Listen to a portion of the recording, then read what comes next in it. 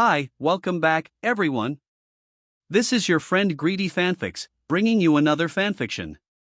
Today, we're diving into the second part of What If Deku Fell into Darkness. All credit for this story goes to the original authors, so please support them by checking out the link in the description for more details. Don't forget to give this video a like and subscribe to the channel if you want more content like this. Now, let's get into the fanfic. She could float still and use emotion detection, but moving using telekinesis while keeping emotion detection active felt nearly impossible. Truth be told, Izuku could see a lot of hero potential in both quirks individually. She'd have excellent mobility once she'd truly mastered the telekinesis quirk, and emotion detection meant that no one would be able to sneak up on her or hide from her. Together, they'd be amazing. Izuku didn't exactly have the space and freedom to practice in her room, so she had to find places around the city where she could practice. Luckily, emotion detection was the perfect quirk to know if anyone was around or watching her. Izuku still wasn't good at figuring out exactly what it was that people were feeling. It was a lot more difficult than she would have originally though, but it was enough to know that there were people around. Lately, she'd been using an alley that was a turn-off of a small, low-traffic street. The buildings around were all 2 stories or higher, and none of them had windows at the bottom level. Izuku took a deep breath and pushed, using her quirk, off of the ground, until she was hovering slightly. The difficulty was staying up, because if she lost concentration, she'd fall to the ground. That was part of the reason why she was still practicing just floating instead of truly flying. She didn't want to risk falling and hurting herself. That would make Mom suspicious. Right, and now that she was floating, she tried to activate emotion detection. Immediately she felt 2 people approaching from the street towards the alleyway. Izuku frowned and dropped to the ground. Were those Bokugu's friends? She waited a beat, feeling for their emotions. It was always easier when they were people she knew. Yes, it was Wings and Fingers and Bokugu called them. What were they doing here? Wait, did that matter? They'd be suspicious if they found her here, even on accident. She needed to move, to hide. Izuku whipped around. The alleyway was a dead end. The fire escapes? Normally, Izuku wouldn't have been able to jump that high, but if she used her quirk as well. It worked. She caught one of the bottom rungs and started climbing up, as quietly as possible. She made it over the top of the roof just as the 2 of them rounded the corner. Well, they told us to fuck off and stop bothering him, so what else do we have to do, one said. Shithead, the other muttered. They both stopped at the opening of the alleyway. I thought you said Deku came down this way. She did. Where the fuck did that little nerd go? Deku. They were shouting now. Oi, Deku. Where are you? We just want to talk. They walked around for a bit when that didn't bring Izuku out of hiding. One kicked a bag of trash half-heartedly. She's not here. Shit. Who the fuck else can we shake down for homework answers? The nerd was our best shot. We could text Bokugu again and ask if he can help? You fucking know he doesn't answer anymore. Maybe we should follow him around and figure out what he's got going on. He burned me last time I tried that.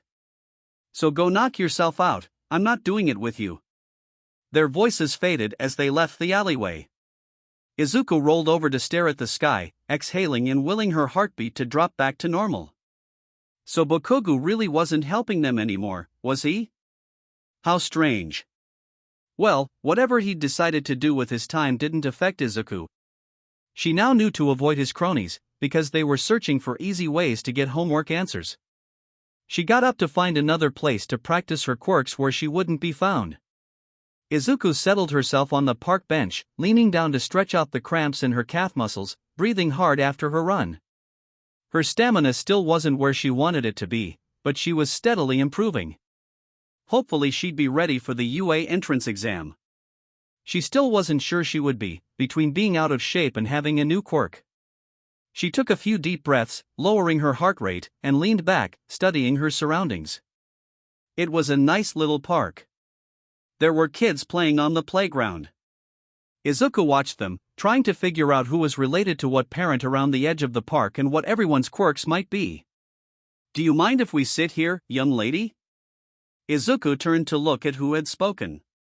It was a stern-looking old man with a square jaw, holding the hand of a shy-looking little girl with long, white hair, red eyes that stared at Izuku warily, and a small horn.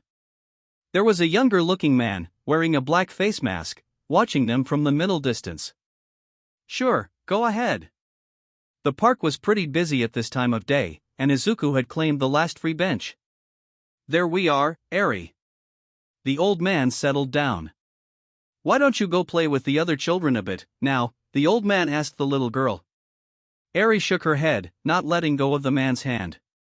He sighed. "All right, dear. Maybe in a bit, then?" Eri only frowned, and the man sighed again. He looked over his shoulder at the young man, keeping his distance but clearly watching them. "Chisaki," he called. "No need to sulk over there. You can stand closer to us." The young man, Chisaki, grudgingly obliged. The old man looked to Izuku. "This is my granddaughter, Eri. She's got a dangerous quirk," he said quietly, gesturing to the little girl sitting next to him, staring warily at all of her surroundings. "Can't quite control it yet, so she has to be watched closely. Can't have a normal childhood. Chisaki over there can keep her from hurting anyone, though, so not to worry." He patted Eri's hand, and she looked up at him. "I'd like it if you still got to play, though. Would you like to go meet the other kids over there?" This seemed like the sort of chatty old man who was willing to share his life story with strangers.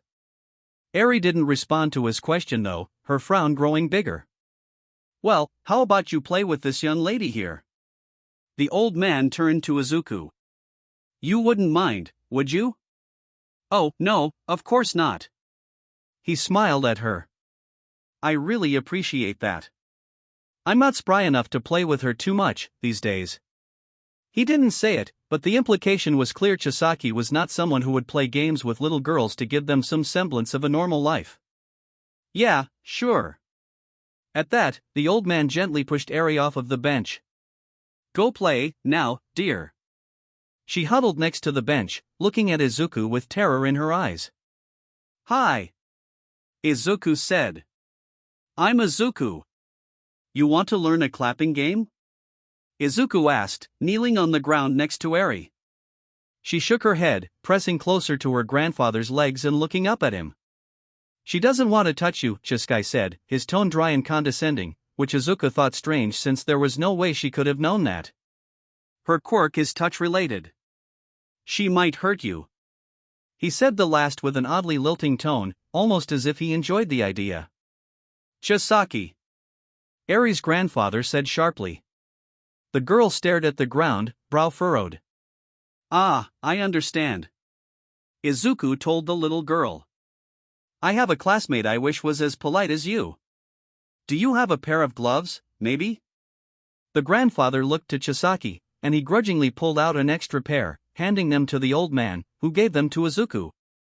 She put them on, wiggling her fingers in the two large gloves, making the extra material flop around. The little girl watched cautiously. "They're a bit big on me. Looks pretty silly, right?" Eri didn't respond, but she was looking less worried, which seemed to be an improvement. "Here, want to learn the game now? It starts like this." Izuku held her hands up, palms out, to demonstrate. "You'll have to let go of your grandpa, though." Eri nodded hesitantly, turning to face Izuku, holding her hands up to mimic Izuku. Izuku slowly taught her the clapping game and the sing-song, nonsense rhyme that went with it. Eri didn't pick it up very quickly, probably out of nervousness, but Izuku wasn't in a rush, and it didn't seem like the grandfather was either, despite Chisaki sulking in the background, so Izuku worked with her until she had the whole pattern down. "Now sing it with me, too," Izuku said. "Sing it?" Eri asked quietly. "Yeah, sing it with me. It's part of playing the game together. Clapping is only half of it." Izuku smiled encouragingly, and when they started again, Eri whispered it as well. "Yay, we did it! You did great, Eri!" Izuku cheered. Eri ducked her head, but Izuku could see she was smiling. "You're very good with children, young lady," Eri's grandfather said. "Thanks," Izuku said. "What's your quirk?" Chisaki asked. "Oh. Izuku was a bit taken aback by his abruptness. It wasn't an abnormal question to ask, but it was maybe a bit rude to ask a nearly complete stranger. "Chisaki," the grandfather said again, this time sounding a bit tired. "You don't have to answer that, my dear." "Oh, I don't mind," Izuku lied. I'm actually quirkless." Izuku still wasn't sure if she could talk about having a quirk yet. It sometimes still seemed unreal, sometimes. "You're quirkless?"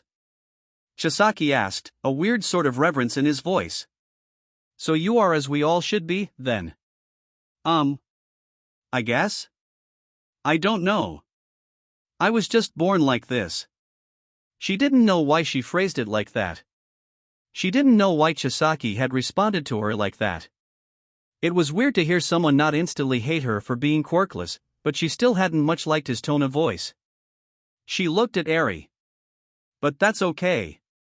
Maybe I have a quirk I just haven't found out about yet, and I love learning about quirks anyway.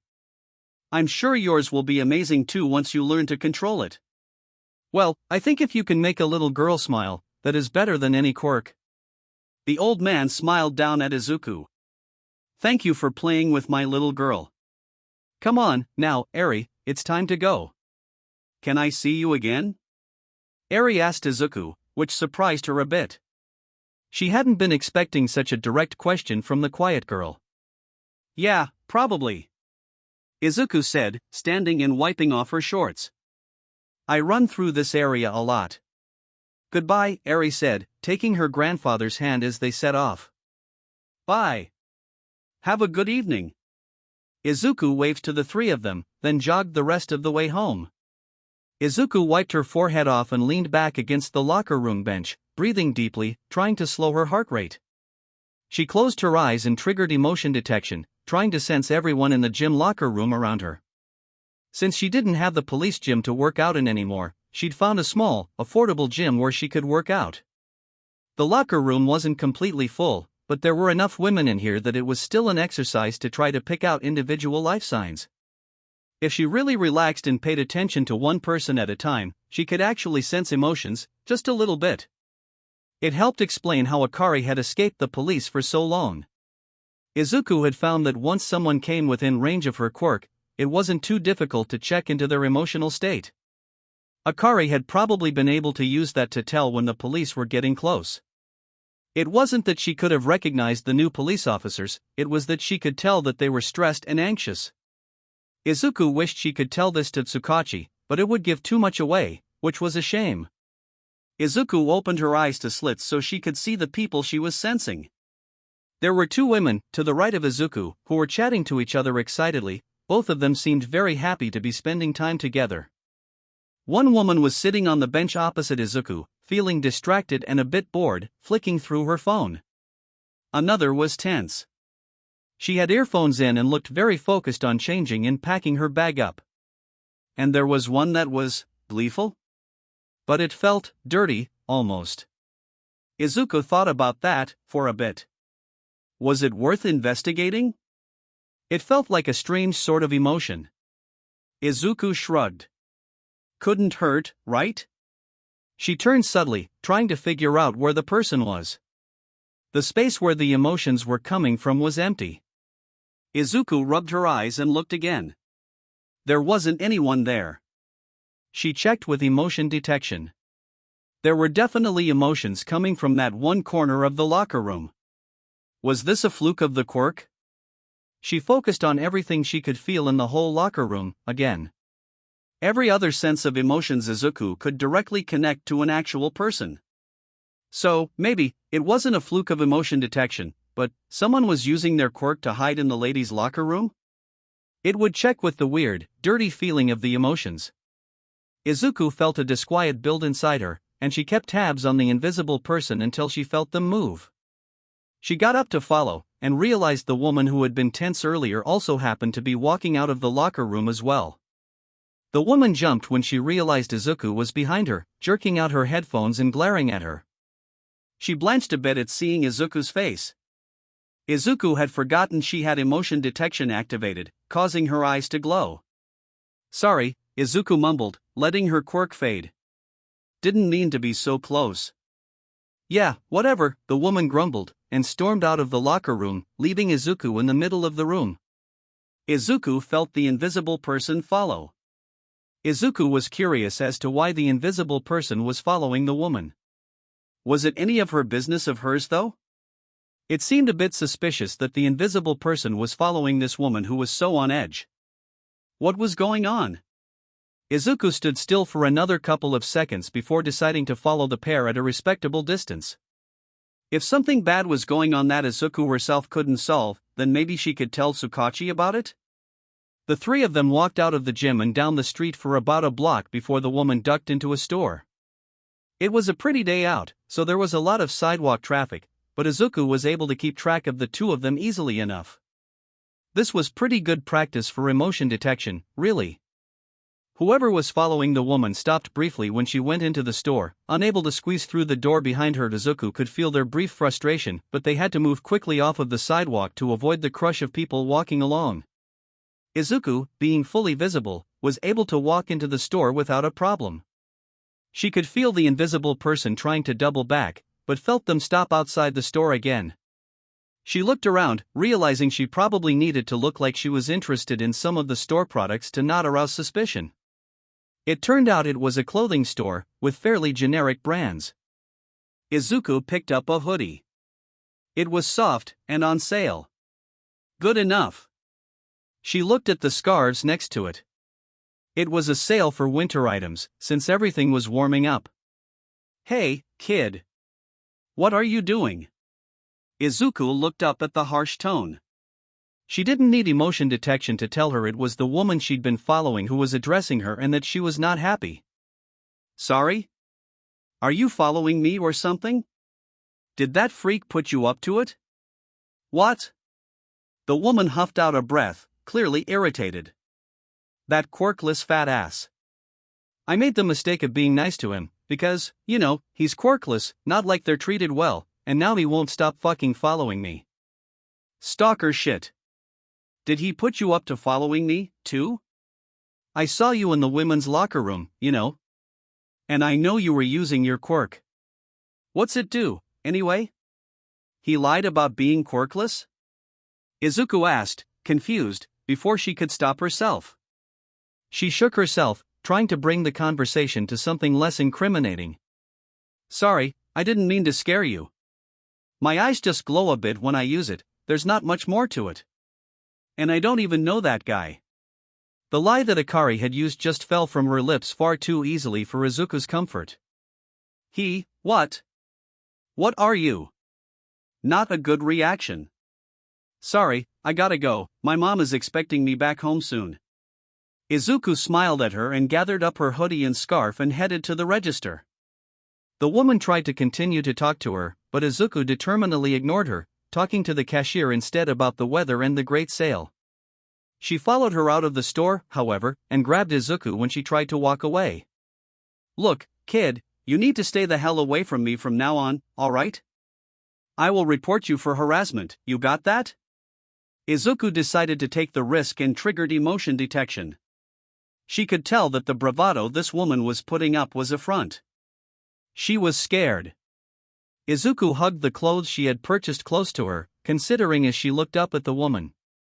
Then she made her decision. "I wasn't following you. I was following him. A man with an invisibility quirk. I don't know if they're the same person, but I think it probably is. He was in the locker room. With us." Izuku paused. "I can tell where he is because of my quirk. Sorry, I didn't really tell you the full truth earlier."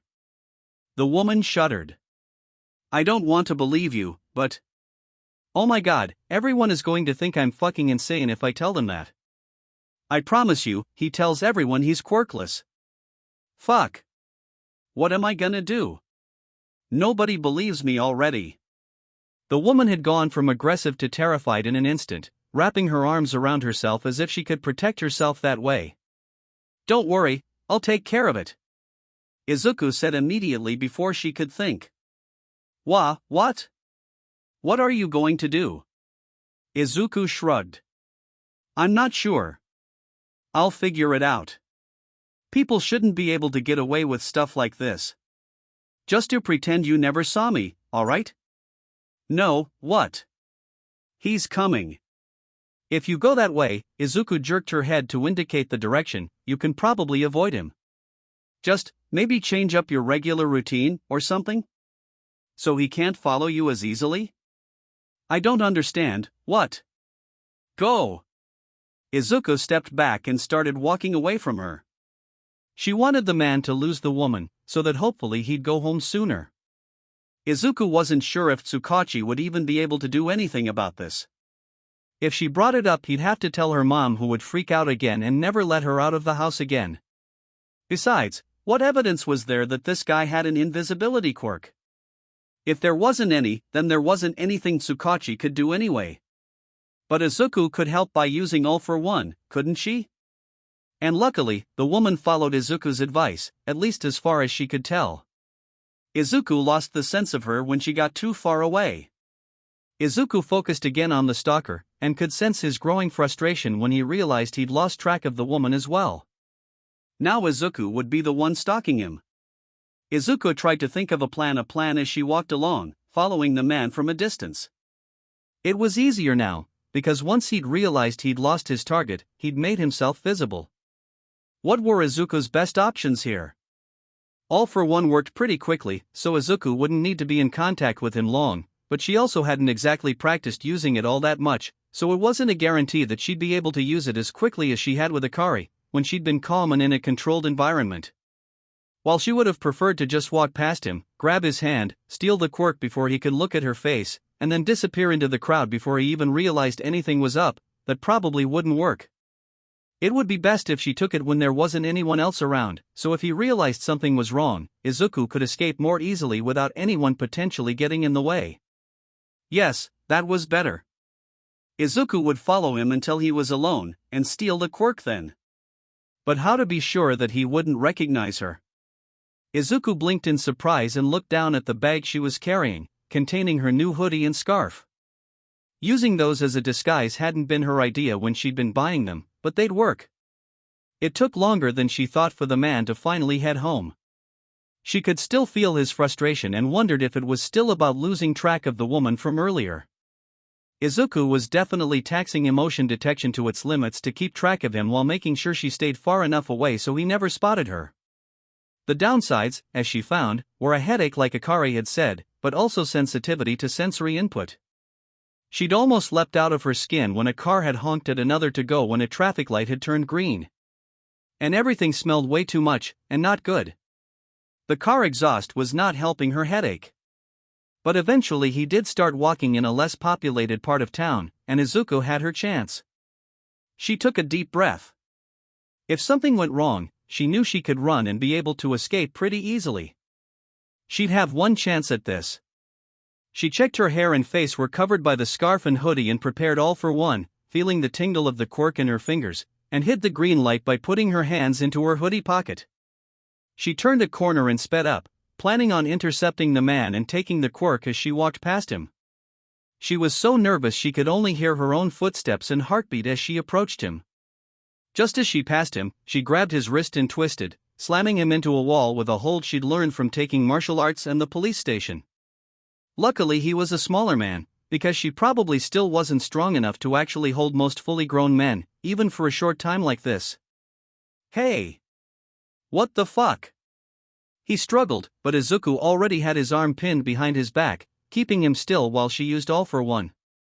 She knew it only took a couple of seconds, but it felt like an eternity.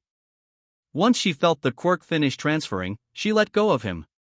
She heard him stumble to the ground but didn't stop to look back as she turned and ran as fast as she could away, running until it felt like she couldn't take another step. On the bus back home, she leaned her head back against the seat, trying to ignore the persistent headache that she now had. She'd made so many decisions so quickly she wasn't sure now if she'd done the right thing. Should she really have followed someone and taken their quirk on such little evidence? Even if the guy had been a creep and a stalker? What if that wasn't even the whole story? Sure, he'd been in the ladies' locker room, but maybe that was really the only time and he hadn't been the guy the lady was talking about. The detective had made sure to mention how important reviewing all the evidence in a case was, and she'd only talked to one person for information. And if he had been doing the things that lady was talking about, was taking his quirk really justice?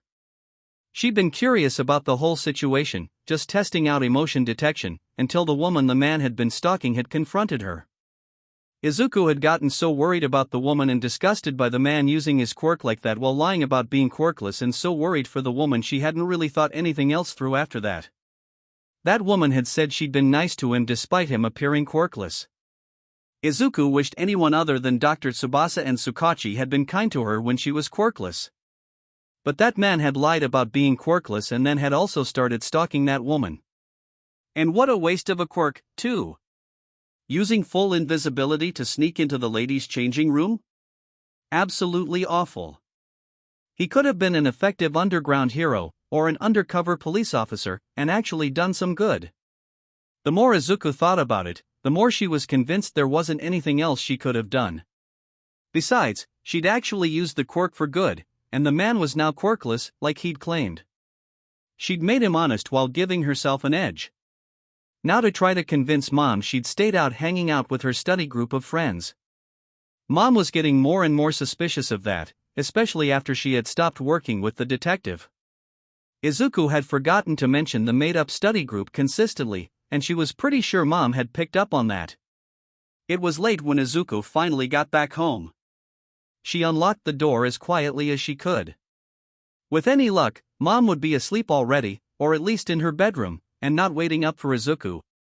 With the headache Izuku had right now, she really didn't want to have to talk to her mother. Izuku had come home late a few times before, even when she hadn't been working with the detective, typically because she lost track of time testing out her new quirks and how to use them, and every other time Mom hadn't made a fuss of it, either watching TV or reading on the couch, and just letting Izuku know that her dinner was in the fridge. Izuku wasn't sure why Mom was so okay with her being out late, but she wasn't going to question it. She hadn't even intended to push the issue. It's not like she was breaking her unofficial curfew on purpose. Izuku heard the sound of the TV as she came in. Mom was watching the late-night news. Izuku didn't think it was good for her anxiety, but she'd never say as much out loud. She locked the front door behind her and walked as quietly as she could toward her bedroom. Izuku. Izuku froze, feeling like a deer in the headlights, even though Mom wasn't even looking at her. Izuku felt kind of silly for trying to sneak past her in the first place. Mom muted the TV, then turned to Izuku. "Sit down and talk for a bit with me," she asked. "Sure," Izuku said, doing her best to sound chipper and upbeat, despite her headache. She settled gingerly onto the couch, as physically far from Mom as she could get. Mom didn't look happy, but she wasn't crying. Yet. "You've been coming home late a lot, lately." It wasn't a question, it was a statement. "Yeah," Izuku said sheepishly. She hadn't really had an excuse planned. "I just lost track of time. Working out took longer than I thought it would. Also, I stopped to buy some new clothes." Are you doing this on purpose?" Mom asked abruptly, interrupting Izuku. "Huh? Doing what?" "Coming home late. Missing dinner. Are you avoiding me?" Izuku was speechless. No. It's not that, it's, well," she trailed off, not sure what to say. Mom stared down at her hands, clasped tightly in her lap. "I hate that you were in danger with the police internship, but at least I had an idea of when you were coming home, then. And I knew that Tsukachi would do everything he could to keep you safe." She sighed.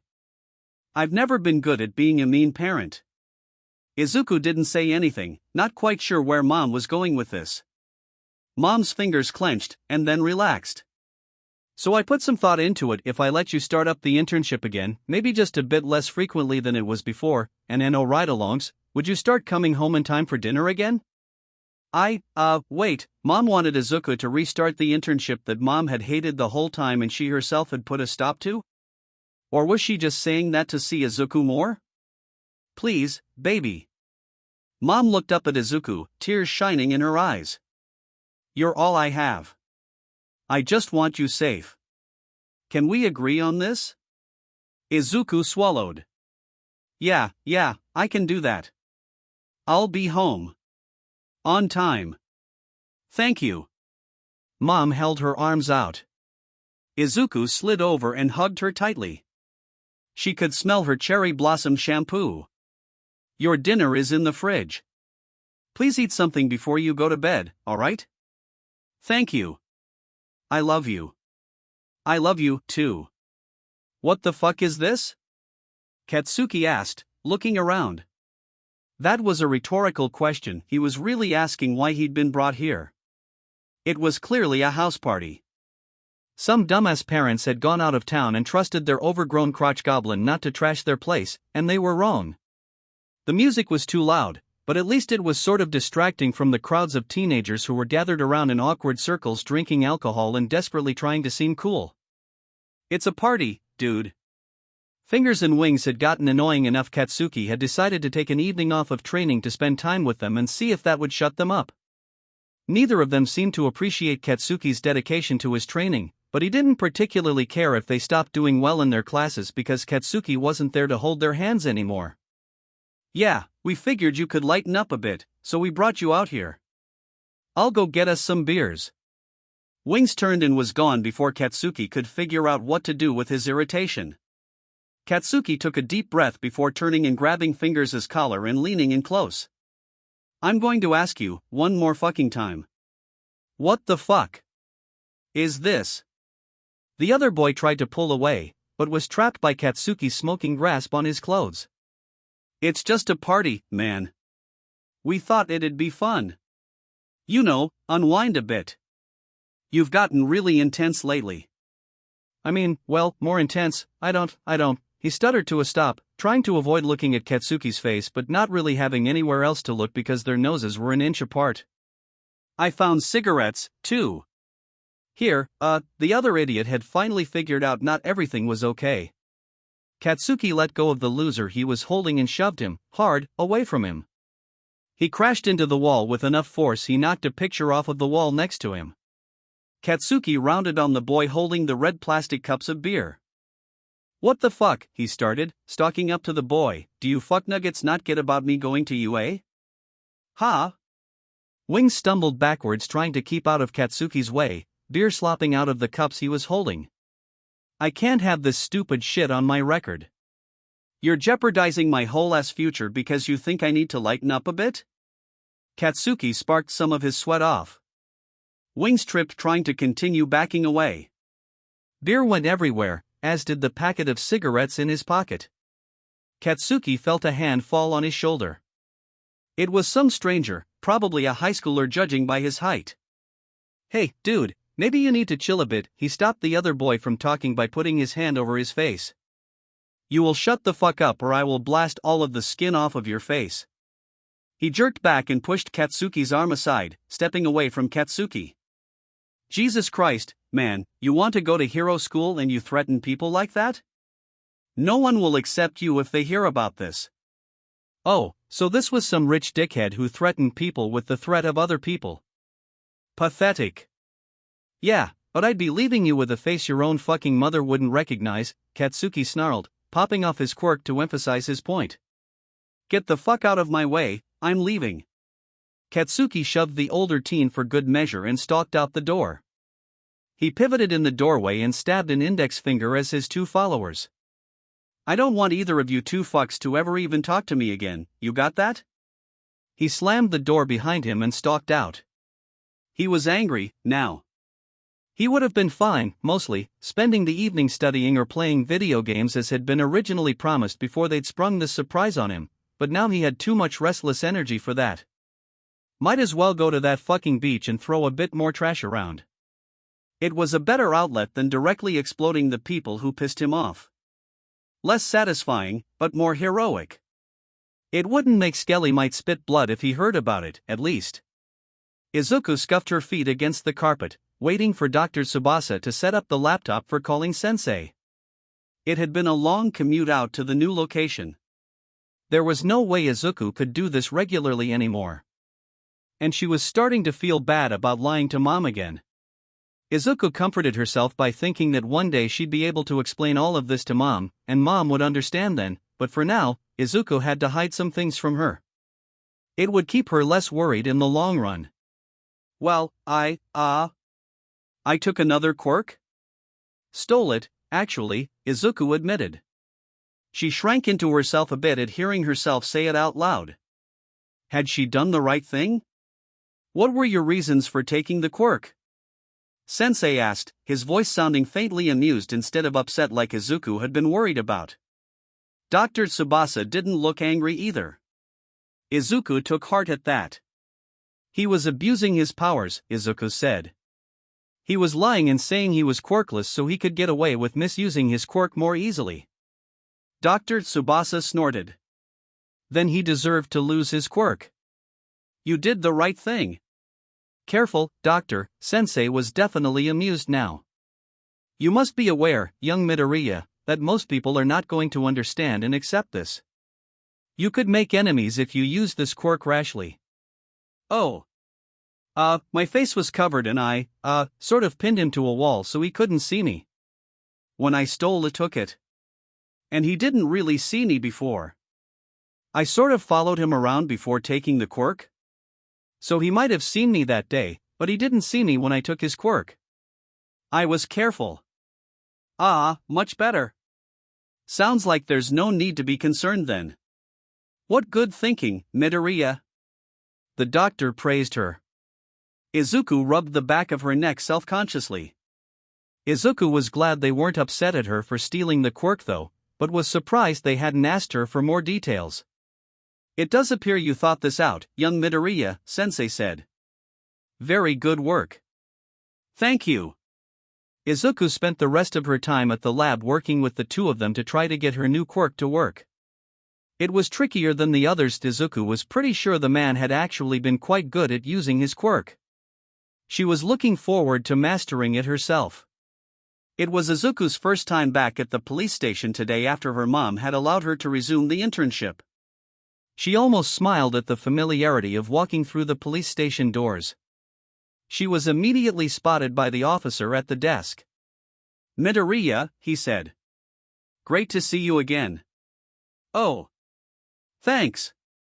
Izuku said, surprised he knew her. She had never really spoken to him before, but he seemed really nice.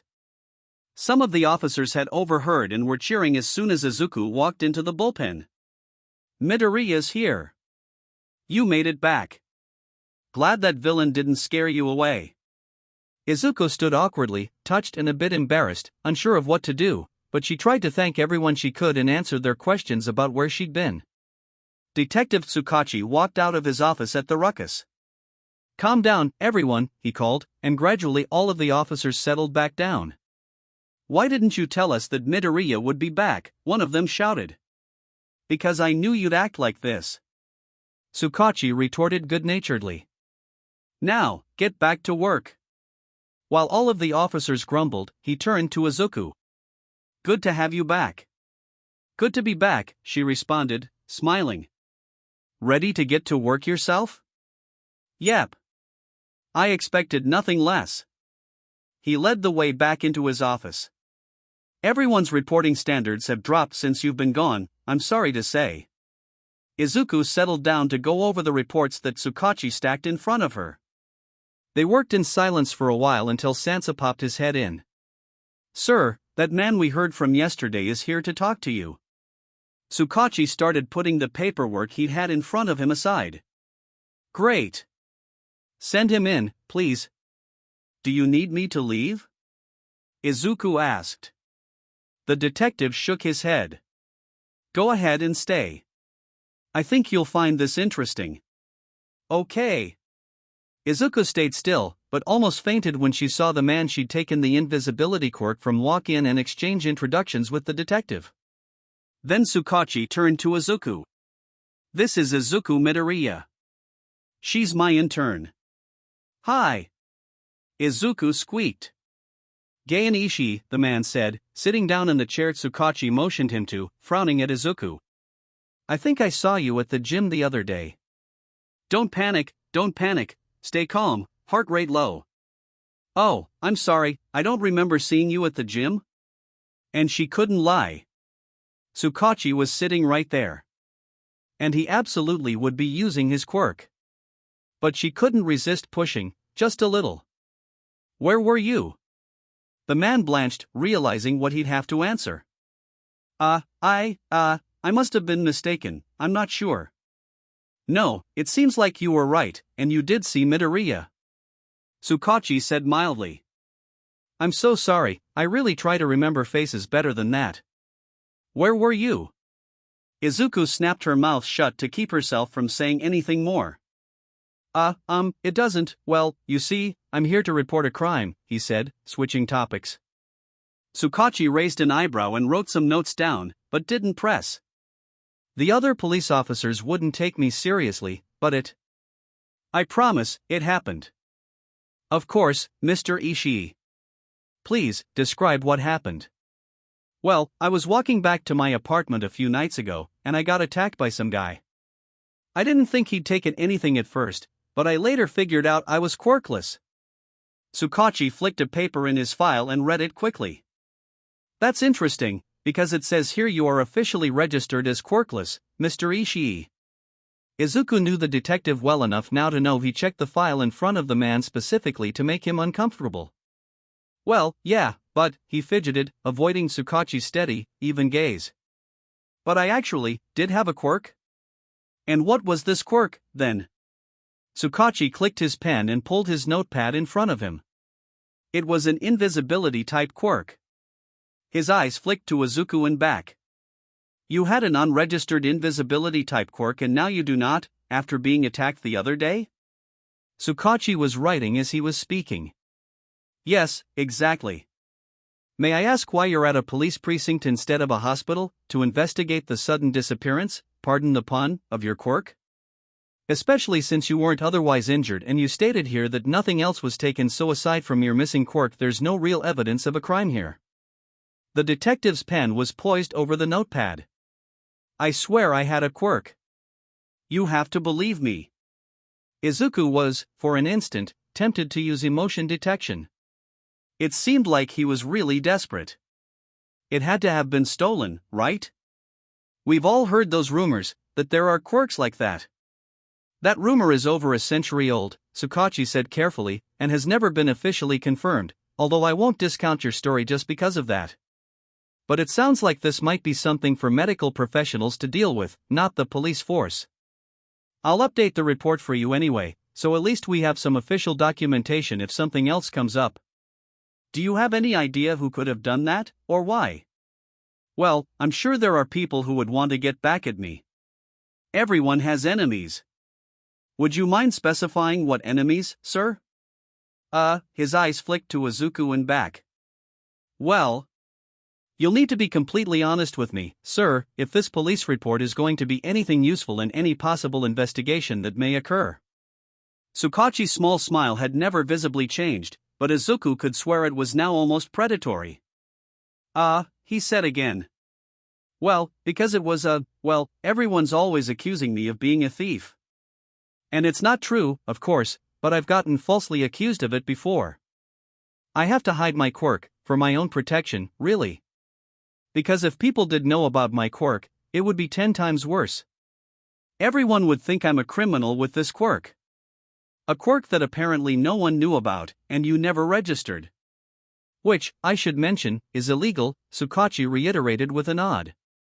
Can you explain to me in what context you used it that someone might have taken offense enough to try to get back at you? Again with the expectant look and the pen poised over the notebook. His mouth worked, opening and closing, as he looked around the room, settling anywhere but on Tsukachi. Look, I'm just reporting that my quirk was stolen, alright? And I didn't see who did it, because the guy had his face covered, but he was kinda short and skinny. Are you going to be able to get my quirk back, or not? Of course, Tsukachi said amenably. I'll do everything I can. Please, take my card.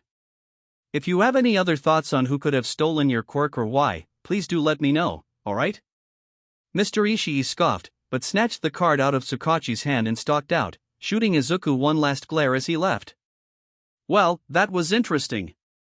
Tsukachi smiled and finished writing some additional notes down before closing the notebook and setting it aside. He seemed really upset, Izuku said. He did. Tell me, why do you think he started to get so uncomfortable when I pushed him for details on his enemies? Izuku did her best to bring her mind back on track. Imagine you have an invisibility quirk. What would you do with it? He watched Izuku, a small smile on his lips. Izuku had to stay calm. He'd suspect something was up if she wasn't. I don't know. What would she do?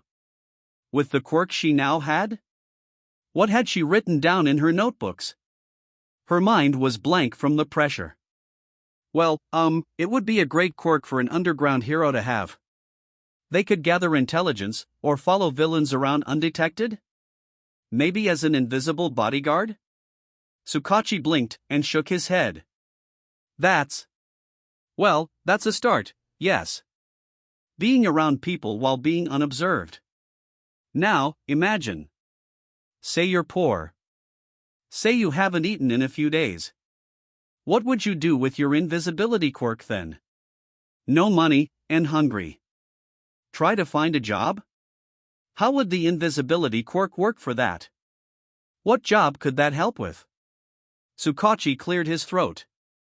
She had the feeling she wasn't saying what he wanted her to say and didn't understand the point he was trying to make. That's a great idea. Let's say you look for a job. But no matter how hard you work, you can't get a job. You're starving and need food. You can become invisible. What do you do? Oh, that's where he was going with this. I might steal. I might steal food. Right. Tsukachi nodded. Which is a crime. But I would stop once I had a job. Just because you stopped doesn't mean you didn't commit a crime, Tsukachi countered immediately. And why would you stop? You never got caught, and even if you do now have a paycheck, don't you need to put that money towards new clothes and rent?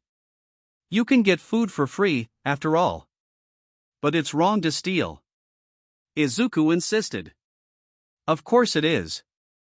But if no one is stopping you, if no one even knows that you're doing something wrong, why would you stop doing it? Because it's wrong. And because I don't need to anymore. Also, somebody does know. If I'm stealing food, then that means I'm in a way stealing the money used to buy that food from somebody else that might need it. How do you know you needed to steal in the first place? You're the one who said I was starving. What if I died? How can you know you'd be about to die? You were still healthy enough to walk around, after all. Maybe you could have gotten work at the last minute, maybe a relative or friend would have been able to help you? Or even, what right do you have to steal from another person, who might be struggling as much as or even more than you, just to preserve your own life? What?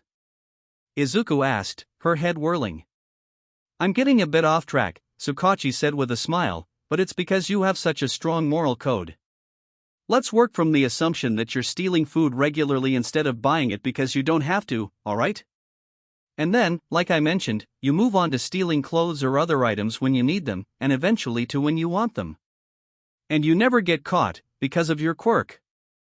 With a quirk like that, the crimes a person can commit can escalate over time, only bound by that person's imagination, because they can't be caught. So let's bring it back to Mr. Ishii. Why was he uncomfortable when I pushed him to ask in what context he'd made enemies? Because he might have been guilty of something himself, Izuku said, finally realizing where Tsukachi was going with all of this. Maybe he didn't ever register his quirk so he could commit crimes more easily without being caught. Very good. Well, that's my conjecture, at least.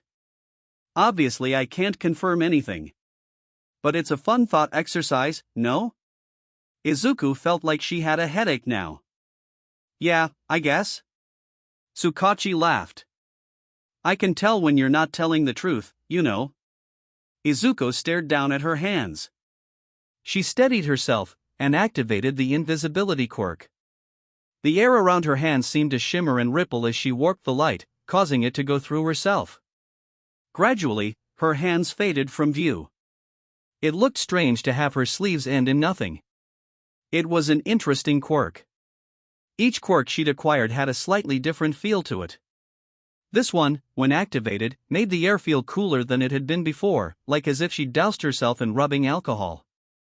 She deactivated the quirk and reactivated it again, moving her fingers, feeling how different it felt when the quirk was active. "Is something wrong, Midoriya?" Dr. Tsubasa asked, watching her. Oh. She'd half forgotten the doctor was there. "No, not really." The doctor bristled his mustache and folded his hands together. "You can tell me, Midoriya, you know that, right?" Oh, well, Izuku still hesitated, but she should probably tell him, shouldn't she? "Obviously I got this quirk a few weeks ago now, and," she trailed off, trying to find the words to say. "You've been doing quite well learning how to use it. Are you uncertain of your progress?" "Ah. Thanks." Izuku hugged herself. "No, I saw the guy I stole the quirk from again." "You did?" the doctor asked, encouraging her to continue. "Yeah. The police detective I've been working with interviewed him, and let me watch. Apparently no one believed that he had a quirk in the first place that got stolen, and I kind of felt bad for him. Do you think I did the right thing?" "Oh, my dear," the doctor took a deep breath. "You've come so far and become so much more confident in yourself and your actions. I sometimes forget how young you are. I, and Sensei, trust you. If you say he was misusing his quirk, and you took it from him because of that, then I know that you made the right choice." But, Izuku made her hand invisible again, flexing all of her fingers. "But what if I start misusing the quirk? What makes you think you'll do that?" "Well, I mean, it's an easy quirk to misuse, isn't it? Invisibility is a dangerous power?" It was practically all she'd been thinking about since seeing the man so distressed over losing his quirk, and the long talk with Tsukachi. A dangerous power? How so? The detective said it was. He sort of said it was a power that could corrupt people really easily, because you literally can't see people when they do something bad. Now, the doctor paused again. "While I can see the policeman's point, I do have a couple of points I'd like to add to that. 1, he held up a finger, you have a good sense of right and wrong, Midoriya. I can't see that being corrupted easily. 2, you have Sensei and myself. You aren't fully invisible, as it were, if you tell us what you're doing. So how about this, if you're ever worried that you're in a situation where you might misuse your quirk, you are always free to talk to me and Sensei about it, and we will happily walk you through the morality of your actions, and let you know what's right and what's wrong. Does that sound good?" "Yeah, that sounds great, actually. I know we probably aren't the first people you'd want to talk to about this, but of course, this isn't a power many other people are going to understand for a while." "Oh. No, it's not that. I just don't want to bother you. I know you're both really busy, after all." Dr. Tsubasa smiled. "That's so considerate of you, my dear. You're always so wonderful to work with. But I will always make time for you, alright?" "Thank you. To that end, Sensei, and I think you did the right thing, taking that quirk. You took it from someone who was misusing it, and you'll have the oversight to be sure you're using it correctly. If you see similar quirks like this, be safe, but we trust you to exercise the proper judgment in using all for one." "Are you sure?" "Of course. That's why Sensei chose you." The doctor must have seen the hesitation on Izuku's face. "Can you think of anyone as an example? I could possibly walk you through the thought process?" Bakugo was Izuku's immediate thought, but she kept quiet. That would be much too high profile. And he was still aiming to be a hero. So he currently misused his quirk, but he hadn't done anything seriously wrong, and maybe he would use it for good. Eventually. So Izuku thought for a few minutes more, tapping her finger against her knee. "Oh." She sat up straighter. "There is one. Maybe? Yes? the doctor asked patiently. Izuku took a deep breath. He's someone else I ran into because of working with the police detective. His name is ᴡᴇ'ʟ. His quirk is called durability, so he's just kind of indestructible, from what I can tell. A passive quirk like that would be an excellent addition to your repertoire. Being difficult to hurt would be a huge asset for your attendance at UA, and your career as a hero. But how can he misuse a quirk like that? Dr. Tsubasa had immediately seen the same advantages that Izuku had. Izuku shook her head. He just gets drunk all of the time. From what the police officers told me, he lives off of his family's royalties and drinks the whole time, then goes out and harasses people. He's been arrested for public intoxication multiple times, but he metabolizes the alcohol so quickly by the time they test him, he's within legal limits. A lot of the officers were really frustrated by that, so Izuku had heard about all of it. Ah, the doctor sighed. That level of inequality is always grating to witness, isn't it? Izuku nodded. The doctor swished his mustache. So the question is it ethical to take the quirk? Izuku swung her feet, waiting for the doctor to think. Well, we can comfortably say he is misusing his quirk, the doctor started. What would you use this quirk for? Izuku shrugged. Like you said. Really, it would just be protection from being hurt too badly. He nodded. Yes, it's not uncommon that quirkless people are a bit weaker constitutionally than people with quirks. So a quirk like that would more level the playing field for you, than give you an unfair advantage. Do you intend to use this quirk to drink or do any recreational drugs? What? No. Izuku wasn't even sure where she would find recreational drugs. She didn't hang out around those sorts of people at school. Good. The doctor chuckled at Izuku's horror, and she realized he'd been teasing her. Then I don't see any problems with you taking the quirk and using it as it should be. Oh. That seemed almost too simple? Izuku would give it thought on her own. But. Yeah, that makes sense. Thank you. Of course. I'm happy to help. Now, let's back to learning how to use your newest quirk. You've done quite well at making your hands invisible at will. Let's see if we can't extend that range at all. Once again, Dr. Tsubasa waited for Izuku to leave the building before calling Sensei. That detective works with all might, doesn't he? Sensei said as soon as he answered the phone. Yes, they've been known to work together. Good, Sensei said softly. Presumably, he's already told All Might about someone's quirk getting stolen, even if it was someone who was registered as quirkless. I'm glad my nemesis will know that All for One as a quirk is still around. He was getting complacent. And, of course, keep an eye on young Midoriya's first victim. Take care of him, if necessary. Quietly enough that the detective isn't alerted to it. Izuku had it all planned out. She would take ᴡᴇ'ʟ's quirk after being at the internship since she was already in the area, and if she was quick enough about it, Mom wouldn't even have time to be concerned. It was difficult to stay calm and relaxed on the day she'd chosen when the detective walked her, as usual, to the bus stop and waited with her. Izuku knew there was no way she'd convince him not to without him becoming suspicious, so she had to wait patiently while she felt like she had ants crawling under her skin. Finally, the bus arrived and she waved goodbye to the detective. At the next stop, she got off and bought a ticket from another route going in the opposite direction. She'd read over enough police reports now that she knew what bars Kato liked to frequent, so it wouldn't be difficult to find him. And Izuku had talked herself through this too, as well. If she couldn't find him easily, she'd head home and try another day. It would be better to abandon the mission and not raise suspicion. Izuku had just recently figured out how to turn herself completely invisible, but she couldn't hold it long. It was easier to make her body invisible than both herself and her clothes, but Izuku wasn't going to strip so she could use the quirk. It was already getting dark, so she'd just take this quirk like she'd taken the last one. She had the sweatshirt and scarf in her backpack. Izuku was under no illusion that what she was about to do was legal. If she was caught, she would be in a lot of trouble, and it would be worse for Sensei and the doctor. So she had to be very careful about what she was doing and how, so that she couldn't be too easily found out.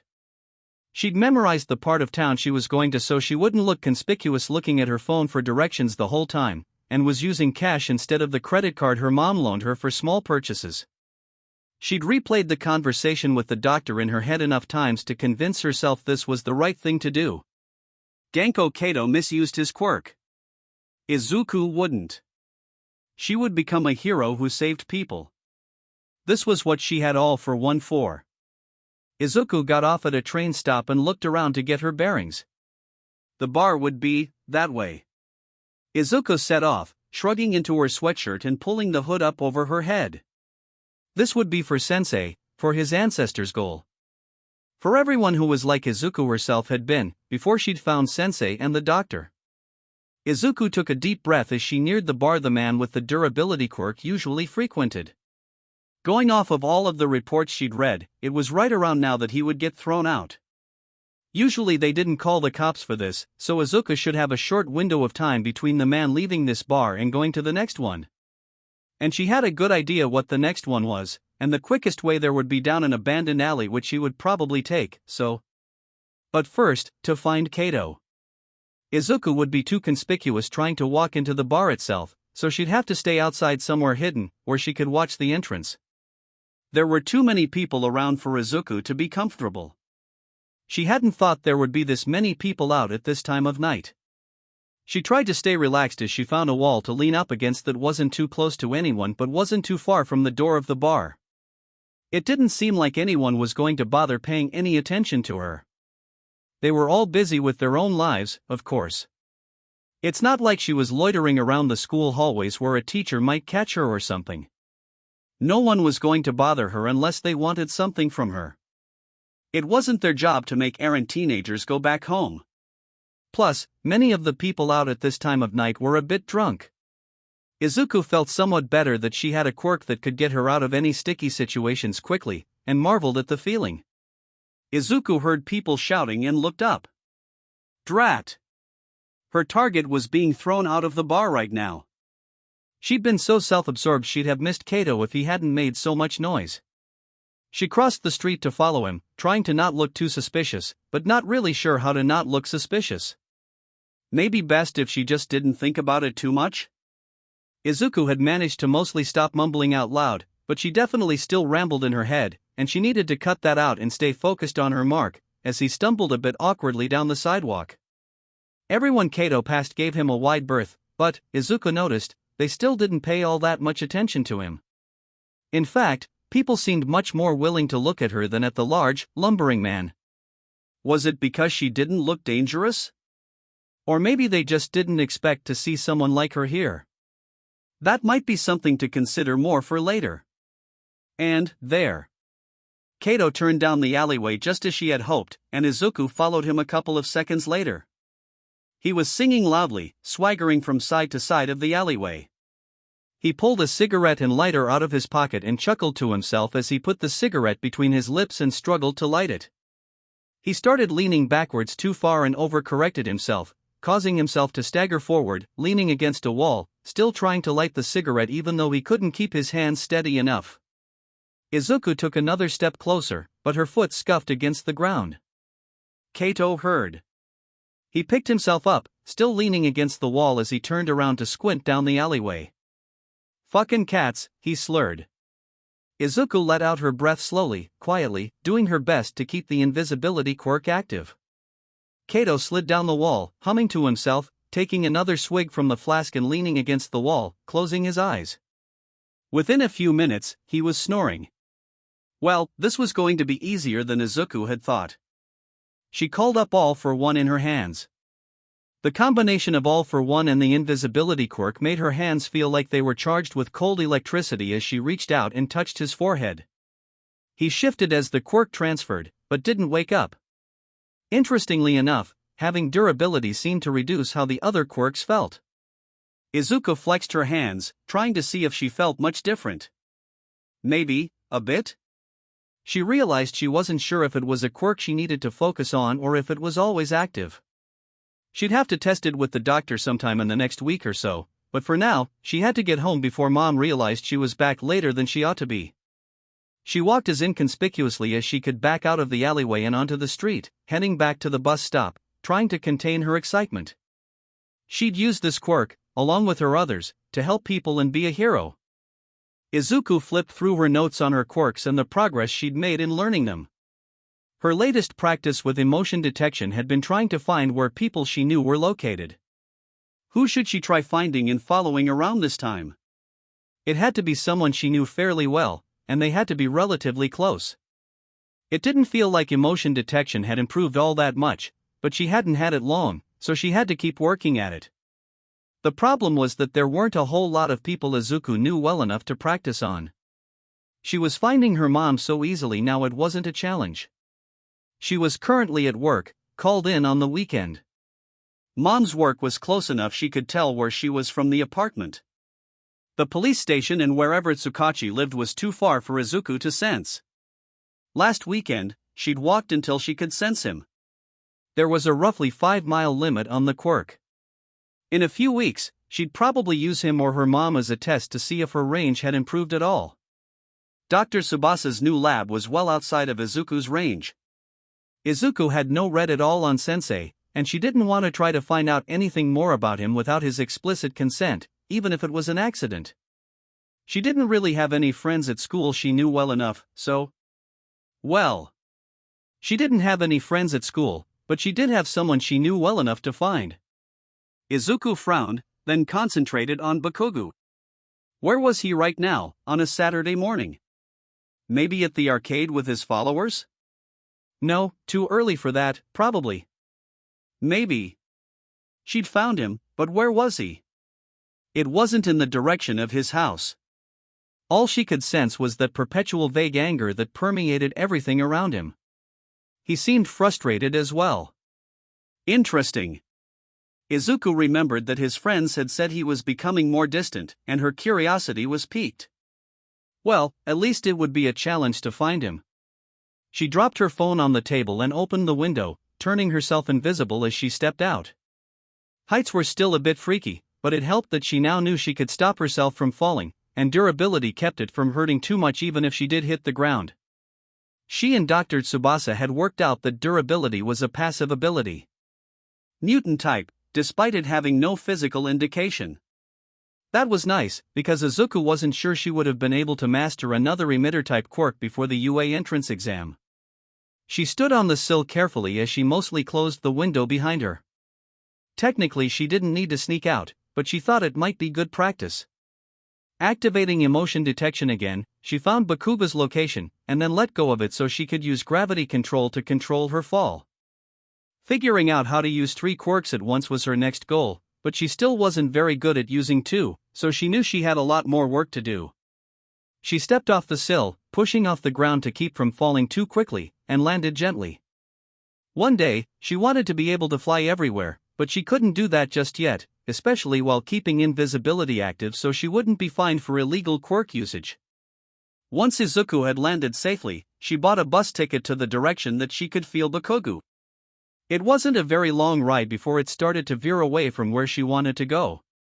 She triggered emotion detection again as she got off, seeing if she was still on track for Bakugo's location. There was someone with him, who seemed familiar but wasn't instantly recognizable. And both of them were very near. At a trashed beach?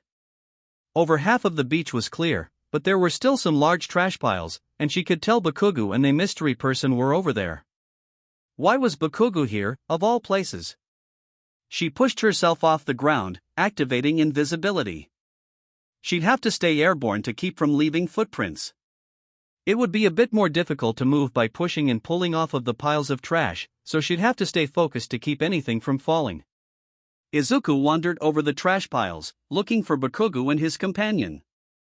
I'm not pushing myself too hard, old man. Don't fucking underestimate me. Ah, that would be Bakugo. Of course not, young Bakugo, I know you are capable, but... Leave me the fuck alone, then. Izuku heard the man sigh, and then she could see both of them. All might. Izuku had to cover her mouth with her hands to keep from squeaking in surprise. All might. Here with Bakugo. And he was in his skeletal form. What did this mean? All Might was frowning, watching Bakugo as the teenager picked up the trash on the beach. He was cleaning the beach? What was going on? Young Bakugo All Might started, trying again. You gonna keep distracting me, old man, or are you gonna let me work? Bakugo growled. That was fairly civil, for him.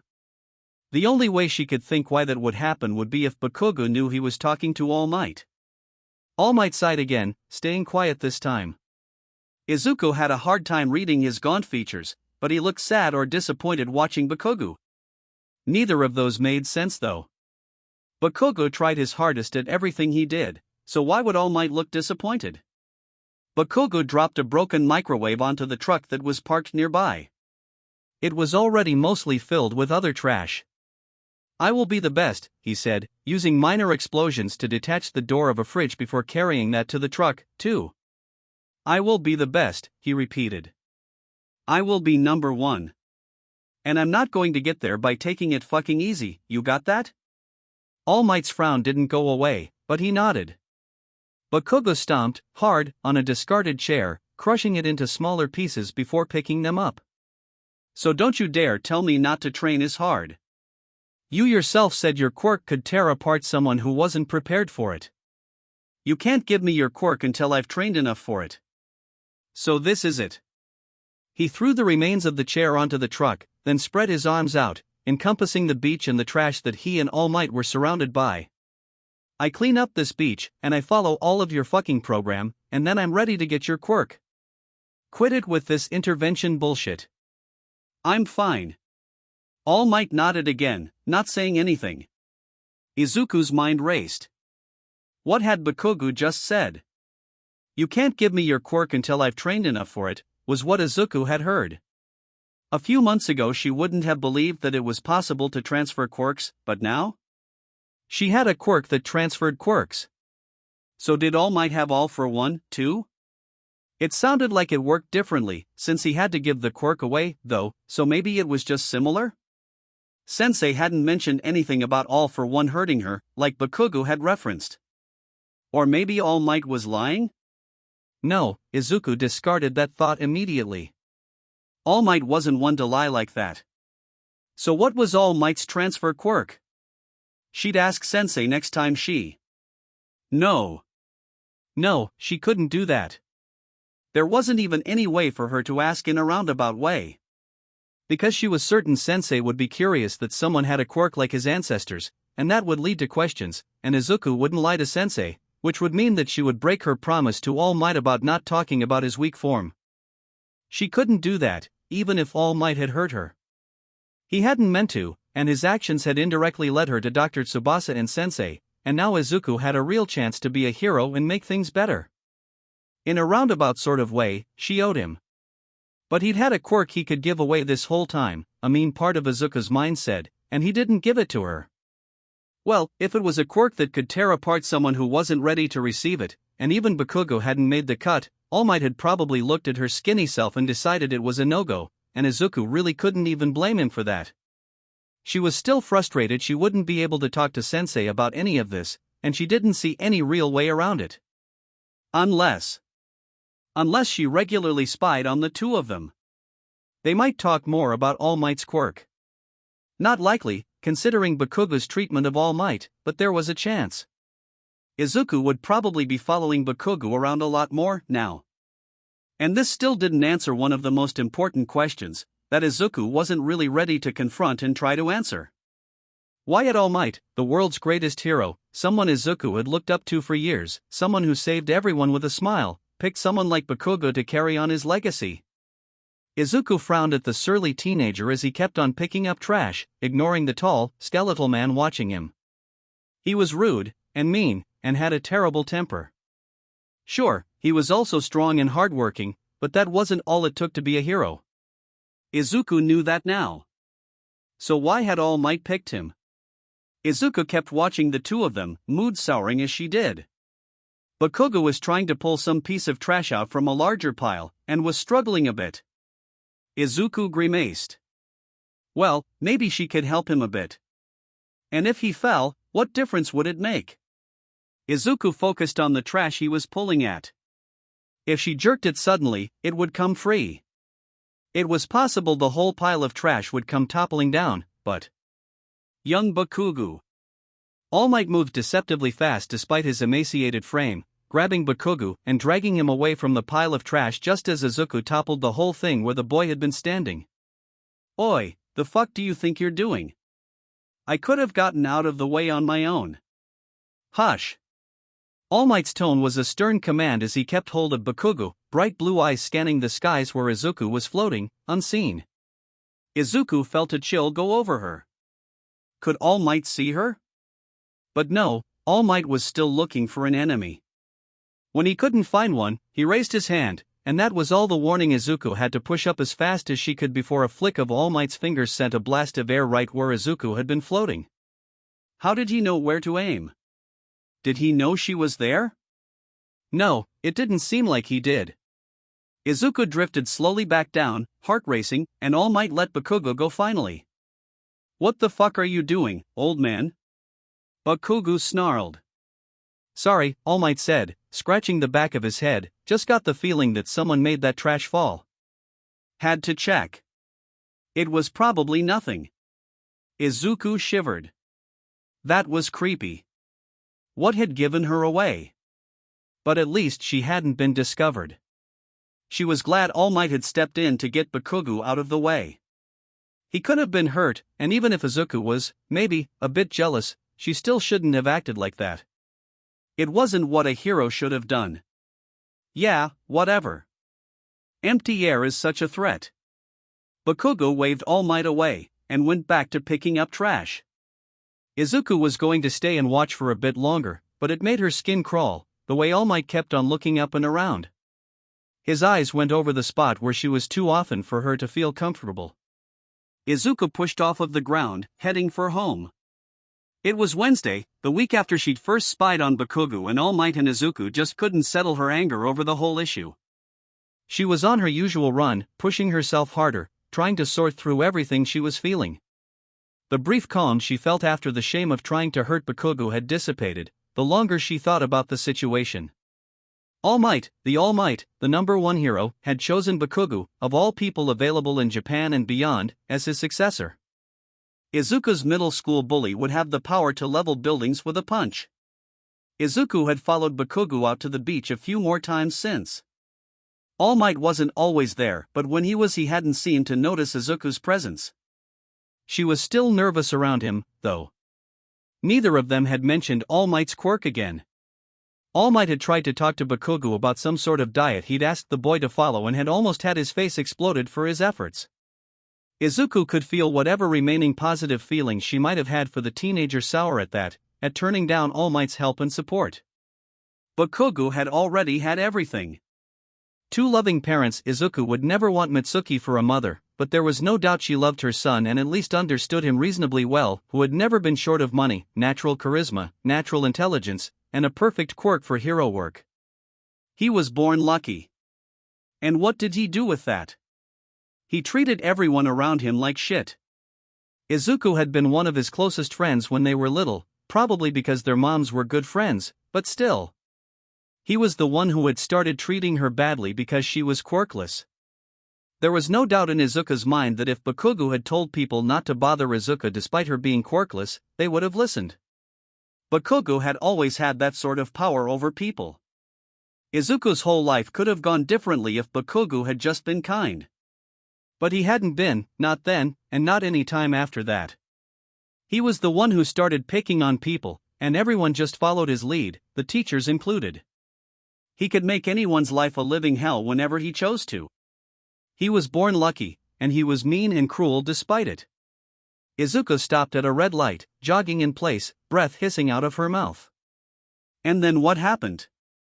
All Might decided to choose him as the successor to one of the world's most powerful quirks. The light turned green and Izuku set off, almost at a sprint. How was any of this fair? How was any of this right? How could All Might even think of doing something so irresponsible? Did he really not know at all who Bakugo was? Could he really not see it? Or had he not even bothered to try?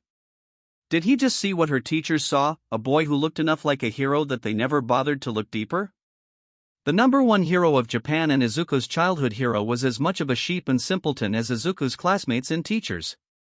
And now the next number one hero, Izuku had no doubt in her mind it would be Bakugo. There would be no way he wasn't the number one hero, not with Explosion and All Might's quirk, would be someone cruel and petty who picked on anyone weaker than him, and told people to commit suicide as a joke for him and his friends to laugh at.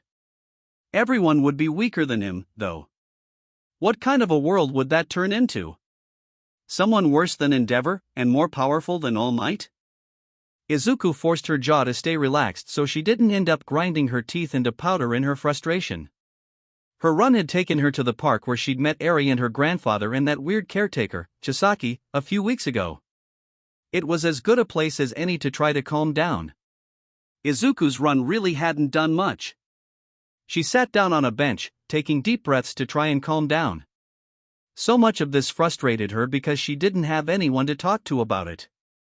She couldn't tell anyone about All Might's quirk and reduced form, and it's not like she could walk up to All Might and tell him Bakugo was a bad choice for his successor.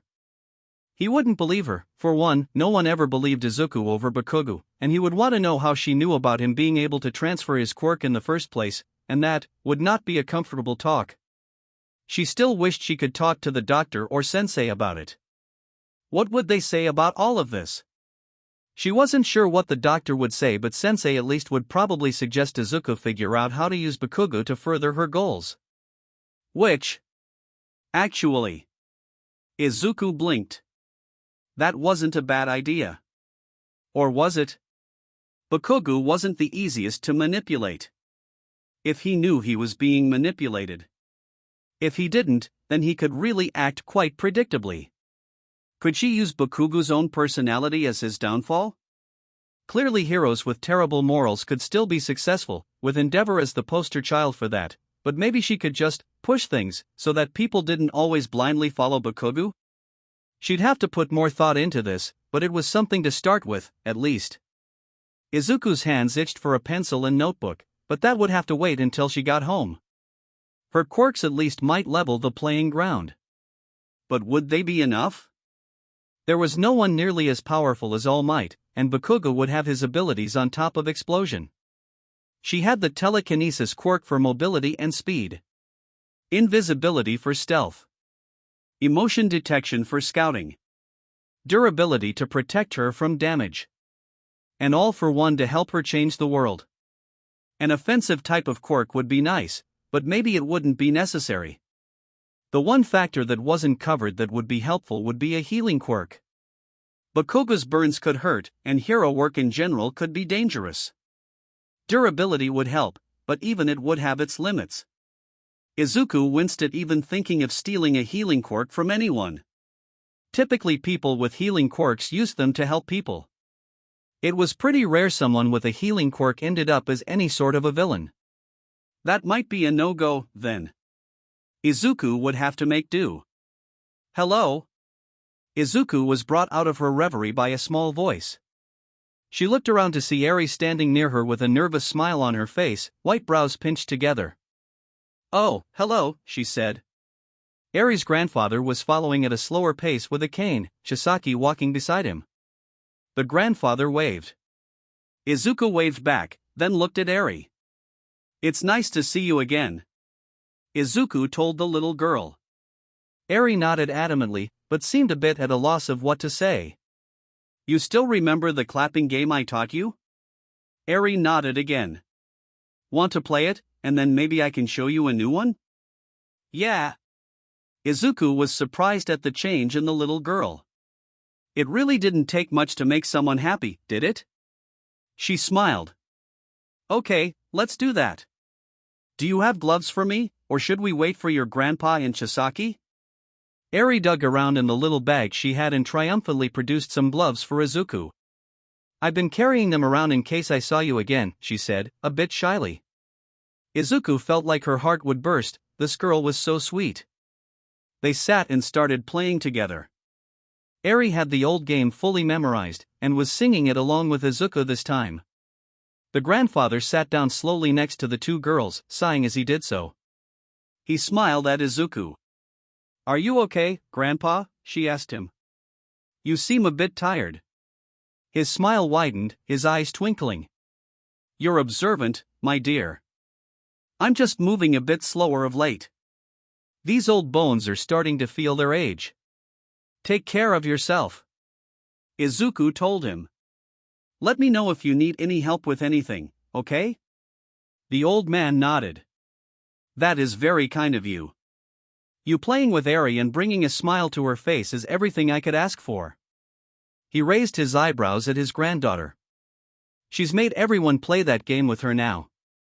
Eri hid her face behind her hands at that. It's fun, she said, looking up at Izuku through her fingertips. Well, let's learn a new one, then, and you can teach that to everyone too, Izuku said.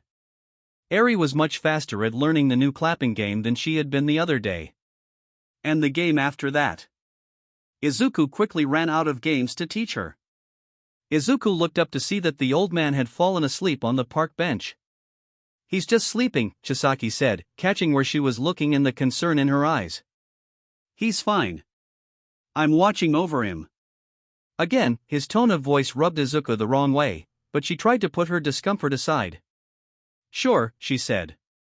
Hey, Eri, how about we go play on the swings for a bit? Eri looked nervous again, looking at the playground and the other children. Come on, it'll be fun. Izuku held a gloved hand out. I'll be right next to you the whole time, I promise. Don't take her out of sight, Chisaki said, a hint of menace in his voice. Eri looked up at him, and Izuku could swear that for an instant she looked scared. But the expression was gone, too quickly for Izuku to be certain of what she'd seen. Don't worry, we'll be right there. Izuku pointed at the swings in question. Chisaki's eyes narrowed, but he shrugged, allowing it. Eri took Izuku's fingers with a nervous smile. Izuku had Eri sit on the swing and started pushing her. You let me know if I push you too fast or anything, okay? Eri nodded, and Izuku started pushing her, which gave Izuku a chance to think about Chisaki and what she'd seen. Eri had looked scared of him. Would Eri tell Izuku about that, or no? Was it even her place to ask? Would that be meddling? Izuku thought about her own situation. No one except for her mother had ever tried to stop her from being bullied. Nothing Mom had done had ever helped though. If anything, it made it worse. She'd never understood that Bakugo was one of Izuku's main tormentors until Izuku's outburst a few months ago. What she wouldn't have given for All Might to have swooped down one day to tell Bakugo and the other kids off. Or even any of her teachers. She'd never needed a literal hero to help her. She would have given anything for anyone to have noticed and tried to help. So how could she not help this girl, right now, or at least try? It might not come to anything, and hopefully Eri didn't actually need her help because nothing was wrong, but it was worth it to investigate. Izuku wanted to be a hero, after all, and that required helping people. Chisaki seemed pretty grumpy today, Izuku said carefully. Is he usually grumpy? I don't know him all that well. Eri pulled her shoulders together in a shrug as Izuku caught her and pushed her up again. I don't know. Did you get him to play the clapping game? No, Eri said. That's sad. I'm guessing he wouldn't want to play? No, Eri said again. Her tone was flat and reserved. Does he like any games? I don't know, Eri said. Huh, okay. He seems like a bit of a mystery, then. Izuku didn't seem to be getting anywhere with this conversation, so tried to change topics. Do you like the swing? Or would you like to try the slide? I like the swing, she said. Okay. Izuku hesitated, then continued, if anyone ever scares you, you can tell me, okay? I might not be able to do anything to help, but sometimes it's good to have someone to talk to, you know? Okay. Thank you. Eri's voice was small and soft. Izuku pushed her on the swing for a bit longer in silence. Let me know when you want to go back to your grandpa. Izuku chewed her lip. She hadn't done this well. Eri was quiet enough that Izuku felt like she'd messed up. Instead of the little girl having fun at the park, she was quiet and tense now. Eri let Izuku know when she wanted off, and Izuku stopped the swing so she could slide to the ground. Izuku knelt in front of her. I know you were scared, but I think you were very brave today, playing on the swing. She smiled at her, and Eri smiled a bit in return. Can I give you a hug? Eri nodded hesitantly, so Izuku leaned forward and wrapped her arms around the little girl's small body. She released her and held out her hand, which Eri took. Let's go. Not yet. Eri gripped Izuku's fingers more tightly. Izuku stayed, kneeling on the ground, waiting for Eri to continue. She didn't at first, instead scraping at the mulch in the playground with the toe of one of her shoes. Finally, Eri spoke up again. He says he needs my blood, because of my quirk, and that even though I have an evil quirk, he can use it to help people. Her voice was so quiet. Izuku had to strain to hear it. But he always fixes me after, so that's okay. Izuku felt a chill run through her. What? What? What was she supposed to say? What had she just stumbled into? This was well beyond bullying, or general meanness. Eri was watching her now, eyes wide, looking nervous. Izuku did her best to control her expression. Izuku started. Does your grandpa know? Eri shook her head. Chisaki says not to tell him. Eri looked over to her grandfather, still asleep on the bench. He says he's already stressed and tired enough, and that I need to be strong, and not worry him anymore. Well, Izuku chose her words as carefully as she could through her shock. He is your grandpa, not Chisaki's. I think you should try telling him. I think your grandpa isn't so stressed and tired he can't take care of you, okay? I don't think what Chisaki is doing is right, okay? Izuku thought quickly. And, when you tell your grandpa about Chisaki, tell him you mentioned it to me, too, and that it was my advice, alright? And be careful around Chisaki, okay, because he might be angry that you told me. I don't know. I don't know him well enough. Izuku didn't want to use scare tactics like Chisaki was using to keep Eri quiet, but she also didn't want Chisaki to lash out at Eri if Eri mentioned that she had told Izuku any of this. It was a fine line to walk between the two. And Izuku had no idea if what she was saying was the right thing to say or not. Eri let Izuku stand up this time, and Izuku gave her a reassuring smile and squeezed her fingers. They walked back to the bench. It looked like her grandpa was finally waking up. Chisaki was watching them approach, his hands in his pockets, his expression hard to read behind that black mask. How often do you get to come out to the park? Izuku asked as a way to distract the little girl. And herself. Obviously, she wanted to take the girl away from the situation completely, because what on earth was wrong with that man? But her primary caretaker was her grandfather. She hadn't been scared of him, and he did seem to care for and love her. Eri shrugged. Every few days, she said. Can we come out to the park more often, Grandpa? She asked when they were close enough. The old man rubbed his eyes. Of course we can. Looks like I took a bit of a snooze. I'm sorry, my dear. He looked at Izuku. She wasn't any trouble, was she? Izuku shook her head, smiling brightly. Oh, no. She's a delight. What if the grandfather did know whatever weird sort of experiments Chisaki was running? What if this was under his approval? He seemed nice, but maybe. Izuku paused. This might be a bit presumptuous, but if Eri ever needs a babysitter, I'd be happy to. She said the last words in a rush, to get them out as quickly as possible before she overthought it and said nothing instead. The grandfather blinked his sleep-fogged eyes a few times. Well, she doesn't need a babysitter, Chisaki said coolly. Ordinarily, Izuku would have backed down completely, but instead she gave Eri's fingers another squeeze, and kept talking to the grandfather, doing her best to not even acknowledge that Chisaki had spoken. I can give you my number, anyway? I'd like to have some extra cash to help my mom out. It's just me and her, and she does her best, but I know money is tight. It'd be nice to have some extra, too, you know. It'll just help, Izuku finished lamely. The old man smiled kindly. I think that's a wonderful idea, young lady. It'd be good for Eri to spend more time with children closer to her age, and you seem very responsible. Please, go ahead and write your phone number down. He pulled out an actual notebook and pen. Old school. Not surprising. Izuku wrote her name and number for the old man. The old man pocketed it. Well, time to get back home, he said. Thank you again for playing with her. Of course. Bye, Eri, have a good night.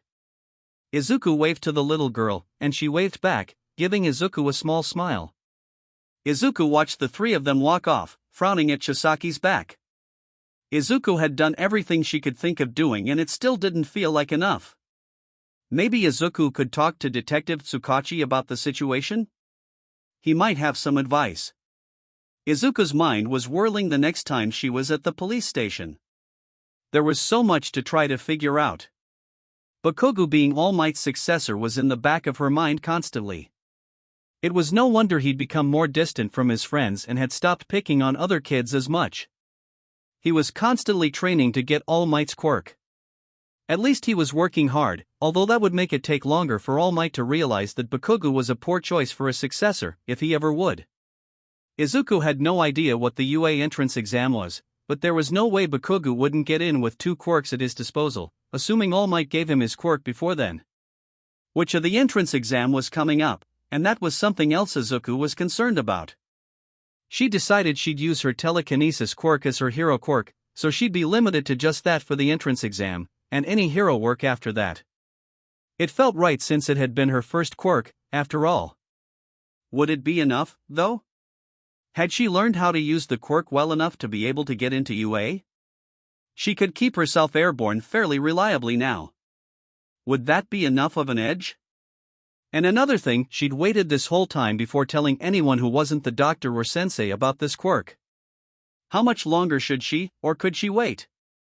Before the entrance exam, or just pretend the quirk had appeared during the exam when it was needed most? And after working with Tsukachi, she realized she had paperwork to worry about now too, with having to register her quirk. Izuku knew that lying to that extent wouldn't be a good idea, not when she worked with Tsukachi so much. She was pretty sure he kept his quirk active almost constantly, just out of habit. And when she did make it official that she had a quirk, how did she even go about registering it? Was it a difficult process? Who did she talk to? The detective would probably help her register the quirk, but she'd have to be careful talking about it if she did ask him for help. She didn't want to make him suspicious about anything. And then her largest concern was Eri. How could Izuku help her? Tsukachi had seemed busy when Izuku had first come in, handing her a stack of reports and immediately leaving the office for a phone call, so she hadn't had the chance to mention it yet, but she was going to talk to him about it and hopefully he would have some advice. At least that was something she could actually talk to people about, though. She didn't like having to lie or figure out how to speak in half-truths. Midoriya? Izuku yelped and almost leapt out of her seat at the detective's quiet question. He frowned at her, looking worried. Is the report that bad, or is there some other reason you're about to bite your pen in half? Izuku let the pen drop into her hand, teeth marks imprinted deeply into the plastic. Sorry, she wiped the pen off on her shirt self-consciously. It's fine, pens are replaceable. Just try not to get ink on the report, please. What's up? Izuku sighed and set the report down carefully onto the desk. Well, now was the perfect time to talk about Eri's situation, at least. She gave him a brief recap of how she'd met the little girl and what she'd told Izuku about Chisaki. Tsukachi leaned back in his seat when Izuku was finished. Well, that sounds concerning. Do you have any identifying information on these people? Do you know if Eri is her full given name or a nickname? No, I don't. But Chisaki doesn't seem like the person to use nicknames, so that's probably a real name? Yeah, let's start with that then. He leaned forward and pulled up the search database on his computer and typed Chisaki's name in. Age range? Like, late 20s, maybe? Izuku guessed. We have some results. The two of them went through the results until Izuku recognized Chisaki by his ID photo. Kai Chisaki, Tsukachi read. He wasn't wearing a mask in the photo, but the chilly glare was the same. What's his quirk? Izuku asked. Tsukachi moused over the entry. It says overhaul. Description is: grants the ability to disassemble anything he touches, as well as reassemble it in any configuration the desires. Tsukachi gave a low whistle at that. Wow, Izuku said. That sounded incredibly powerful. What were the limits to it? What were the downsides? So he could be using his quirk on Eri to put her back together. That's a bit of a leap to make an accusation like that, but it sounds like a dangerous quirk, that's for sure. He kept reading. Ah, he said, sounding concerned. What is it? Tsukachi minimized Chisaki's page and typed another name in. Please don't tell me this is Eri's grandfather, he said, gesturing to the picture of Eri's grandfather that was now on the computer screen. It had probably been taken a decade ago, at least, but it was still clearly the same person. Izuku frowned. She could understand the detective having a file on Chisaki with how he acted, but why would there be one of Eri's grandfather? No, that's him. How did you know? Of course it is. He looked at Izuku, eyebrows knit together, and exhaled through his nose. I'm starting to understand your mother's concern for your safety. Huh? Izuku asked. Why? She hadn't done anything wrong, had she? This is the leader of the Shai Hassaikai, Midoriya, a division of the Yakuza. You gave your contact information to a mob boss. Oh, Izuku said softly. Well, he seemed nice. I'm glad, Tsukachi sighed. Izuku couldn't tell if he was being sarcastic or not. Right. So, a little girl is potentially being abused by the most powerful lieutenant of a branch of the Yakuza, and this powerful lieutenant is quite likely trusted and highly regarded. So what are our options? Tsukachi rubbed his hands over his face and sighed again. Izuku blinked. It wasn't often that the detective was at a loss for words. I don't think there's much either of us can do here, Midoriya. Neither of us have the authority at this time to make any accusations without more evidence, and the Yakuza connections make this much more complicated. To top all of that off, children aren't known as being the most reliable witnesses. You don't believe her? That option hadn't even occurred to Izuku, and she was a bit shocked the detective would consider it. I do, but the court of law considers things differently. A good lawyer can make true abuse look like a figment of a child's imagination. The evidence really has to be airtight, unfortunately. The politics involved also complicate things quite a bit. It looks like we're a bit stuck until there is more evidence, sadly. So we do nothing? Izuku had a hard time believing this was actually what he was saying. There's nothing we can do, at least for now, the detective said gently. Izuku looked away so he couldn't see her glare. Right. So that's not a super satisfying answer, and I'm sure you're unhappy with it. But I will have to ask you to stay safe, Midoriya. Please don't try to fix this on your own. The grandfather, even if he seems nice now, can become very dangerous very quickly. And the fact that you're a child won't stop someone in the Yakuza from hurting you. This whole situation between Eri and Chisaki is an excellent example. Will you tell me if the leader contacts you, Midoriya?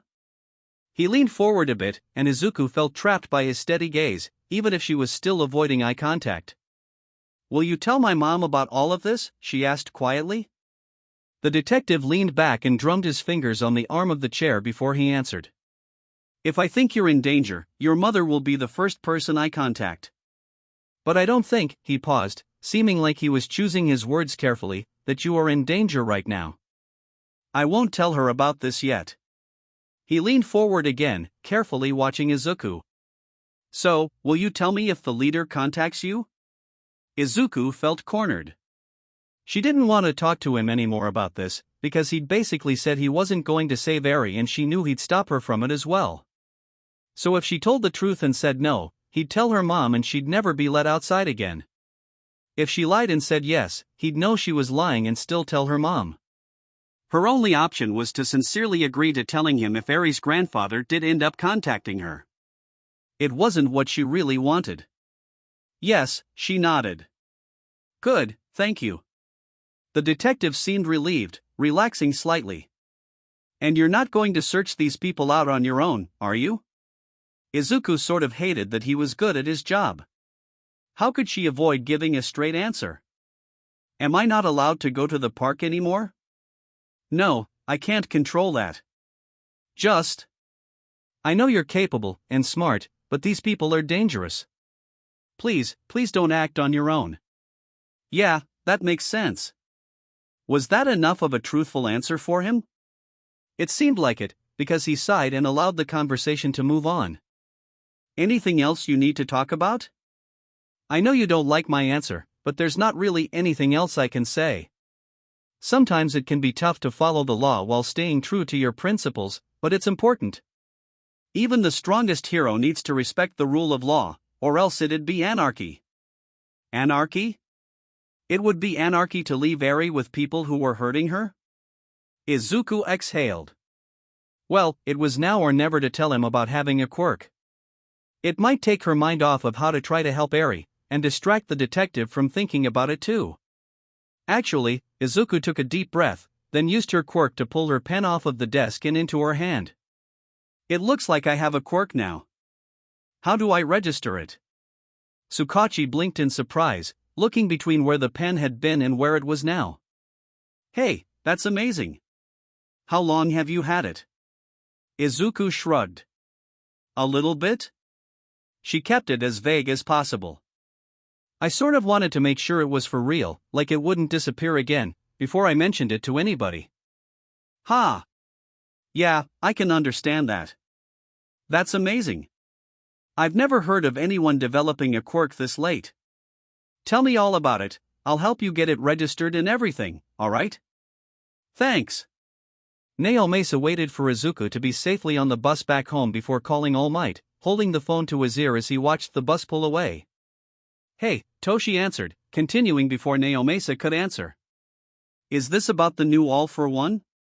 He couldn't fault Toshi for that. Both of them had been worried about the possibility of a quirk-stealing quirk making a reappearance on the criminal scene after ᴄᴟ had interviewed that one man who'd claimed he'd lost his unregistered invisibility quirk to an unknown villain. No, ᴄᴟ said. That wasn't what his call had been about, but might as well update Toshi about what he didn't know. I can't keep too close of a look on the guy who originally had the quirk, but it looks like he lost his job due to unrelated circumstances and he's moved across the country, back with his mom. Haven't heard anything worrying since. As for the quirk itself, I've heard of no reports of any other quirks mysteriously disappearing or anything like that. Which worries me. If this were a new instance of an all-for-one type quirk reappearing naturally, why wouldn't the person who stole it use it for petty crimes that we could trace relatively easily? I'm starting to worry again that I didn't defeat All for One all those years ago. What if he's back? Toshi's voice was low and strained. ᴄᴟ knew he hated that he might not have managed to defeat All for One. The description doesn't match. The victim said it was someone small and slight. ᴄᴟ sighed. None of that was reassuring. But I am concerned he might be back. Maybe you were right to be in a hurry to choose a successor. Hopefully he's ready for the fight that could be coming. Toshi laughed, for a second sounding like he did in his muscle form. He's always ready for a fight. ᴄᴟ smiled despite the gravity of the situation. Good. But that's not actually what I called about. Have you heard anything about a Yakuza group known as the Shy Hassaikai? Doesn't ring any bells, why do you ask? My internship kid came in today telling me a story about how the Yakuza are abusing a child for her quirk. He quickly explained what Midoriya had told him, and what they still didn't know. Toshi coughed away from the phone speaker. Is this the same internship kid you came across because two villains shook her down for money, and then she got kidnapped by another villain, and now you're saying she's had a run-in with the Yakuza? Yes, ᴄᴟ said tightly. Toshi laughed again. She's applying to UA, right? I imagine she'll be a fun student to teach. Hopefully she doesn't bring that penchant for finding trouble to UA with her. She's definitely something, ᴄᴟ admitted. But I know she can handle herself, regardless of the frankly astonishing amounts of trouble she manages to get herself into. Right now I'm more worried about the young girl she found. I'll ask around the station and such, but can you also put some feelers out, see if we can't do something to help her? I can't say I have much experience with them. The Yakuza are usually pretty careful about staying away from heroes, but I'll do what I can. Thanks, Toshi, I really appreciate it. Absolutely. Anything to help a friend. Can I ask you guys for some advice? Izuku asked Dr. Tsubasa and Sensei next time she was able to make it to the lab. They had offered to help her with issues like this, after all. We are always happy to help. What's your concern? For the second time, Izuku recounted everything about Eri and Chisaki. I'm really worried about her. She seems really scared, and I want to help her somehow, but I don't know how. I talked to the detective and he said that there wasn't really enough to go off of. Is there anything you think I could do to help her? What a conundrum! Dr. Tsubasa said, bristling his mustache. What are their quirks? Sensei asked, voice crackling through the speaker. I'm not sure about Eri's, but Chisaki's is something called overhaul. He can instantly take things apart and put them back together how he wants. Once again, it sounds like misuse of their quirks are the cause of this grief. Have you considered taking them? Sensei suggested. She won't be used for her quirk anymore, and he won't be able to hurt her. Oh. Using all for one still wasn't a solution Izuku thought of as her first option. You think that's okay to do?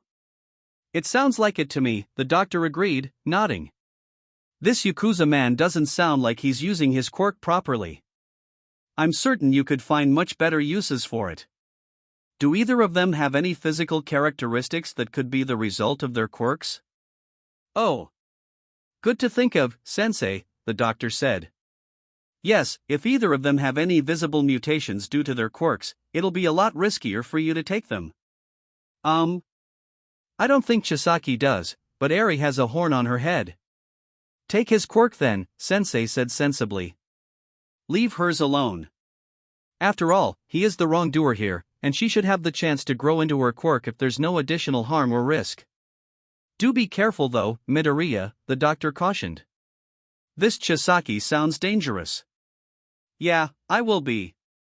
Don't worry about me. As always, Dr. Tsubasa ensured that Midoriya was out of the building before speaking. Depending on the scale of this overhaul quirk, that could put her into the same playing ground as Shigaraki, but she'd be able to rebuild the world after destroying it. That's a good point, Doctor, assuming she can even acquire the quirk. The smile could be heard in Sensei's words. But we'll let our little hero hopeful continue on her current path for now. She'll be useful at UA, more so than anywhere else. The night before the UA entrance exam, Izuku opened her window and slipped outside, keeping herself invisible as she let herself slowly down onto the ground. She checked that no one was around, dropped the invisibility, and started jogging towards the park where she'd first met Eri, keeping a careful lookout around her for safety. Izuku had done her best to be patient and wait for Eri's grandfather to contact her, but after a while, she'd started visiting the park as often as she could during the day. She still hadn't seen any of them. She'd also started searching at night, after her mom thought she'd gone to bed. She figured a Yakuza like Chisaki might be more active then. It was frustrating, but her only point of contact with Eri was at that park, and she wasn't ready to get the information from the police station in case the detective figured out what she was doing. She'd hoped she'd find them there again, and be able to follow them home, but it hadn't worked. Izuku was worried that something bad had happened. What if Chisaki had done something to hurt Eri and that's why she hadn't been at the park? Or what if Chisaki had done something to Eri's grandfather, and he was in charge of her now? Izuku should have thought of following the trio after Eri had told her Chisaki was hurting her. She was mentally kicking herself for her inaction now, thinking that she could solve this the right way. Now she had no idea where Eri was at all. She wouldn't let herself make a mistake like that again.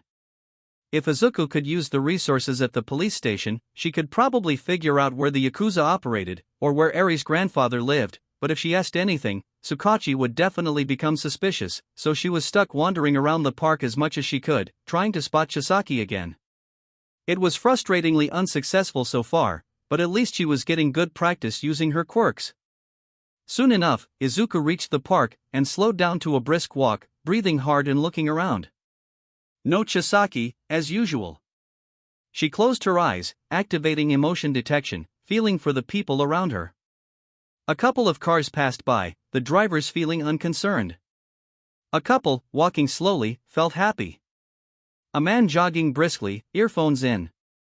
It didn't seem at first there was anything concerning, but as Izuku continued moving, she felt someone's nervousness. That might be something? She opened her eyes, looking for the person who'd felt nervous, and changed the direction of her walk to follow him. He had a heavier jacket on than she thought the weather required, and his hands were in his pockets as he walked quickly after two people walking together. Izuku frowned. She didn't want to make assumptions, but his nervous intensity felt suspicious. Was he a mugger, or something similar? Could she do something to distract him? Izuku spotted a piece of trash on the ground and pulled it toward herself with her quirk. Once she had it in hand, she jogged up to the potential mugger. Hey, you dropped this. She held the trash, a dirty piece of paper, out to him. He wasn't someone she recognized. He looked at her briefly, then back at the couple walking slowly in front of them. Fuck off, he said offhandedly, still walking. You dropped this. Izuku insisted, planting herself in front of him and shoving the piece of paper at him. He had to stop. Move it, kid, he said, his voice low, not taking his hands out of his pocket. Oh, sorry, I didn't mean to get in your way. Were you with those people? She stayed where she was, but spoke loudly enough that the couple could overhear if they were paying any attention at all to their surroundings. He did a double take and took a step back, looking nervously between the couple and Izuku. What's your goddamn deal, kid? The man asked. Get out of my way. Izuku shrugged. I just thought you dropped this, sorry. The longer she kept him here, the farther away the couple got. There was a well-lit bus stop not far from here. Hopefully they'd be going there. Izuku switched on emotion detection. The man was even more nervous now. His eyes flicked around, from Izuku to the couple and back, then he turned on his heel and walked the other direction. Izuku took a deep breath and found a trash can to drop the piece of paper into. She was glad he'd left peacefully. Well, back to looking for Chisaki. Izuku backed into one of the darker alleyways and waited until she was sure nobody was looking, then turned invisibility back on and pushed herself up to the roof of the nearest building. It gave her a better view. She had started working in quadrants around the park, trying to narrow down her search. Even after another hour, she still didn't have anything. Again. Izuku wanted to scream. She had to do something to save Eri, but she couldn't even find her. And she had the UA entrance exam tomorrow, so she had to get home and get some sleep to be ready for that. She'd have to cut her efforts to find Eri short. I have to say, I'm impressed, young Bakugo. Katsuki turned from watching the sunrise to see All Might in his skeletal form standing behind him, smiling. I said I'd clean the whole beach, old man. You think I was fucking lying about it? There was less heat than normal in his words.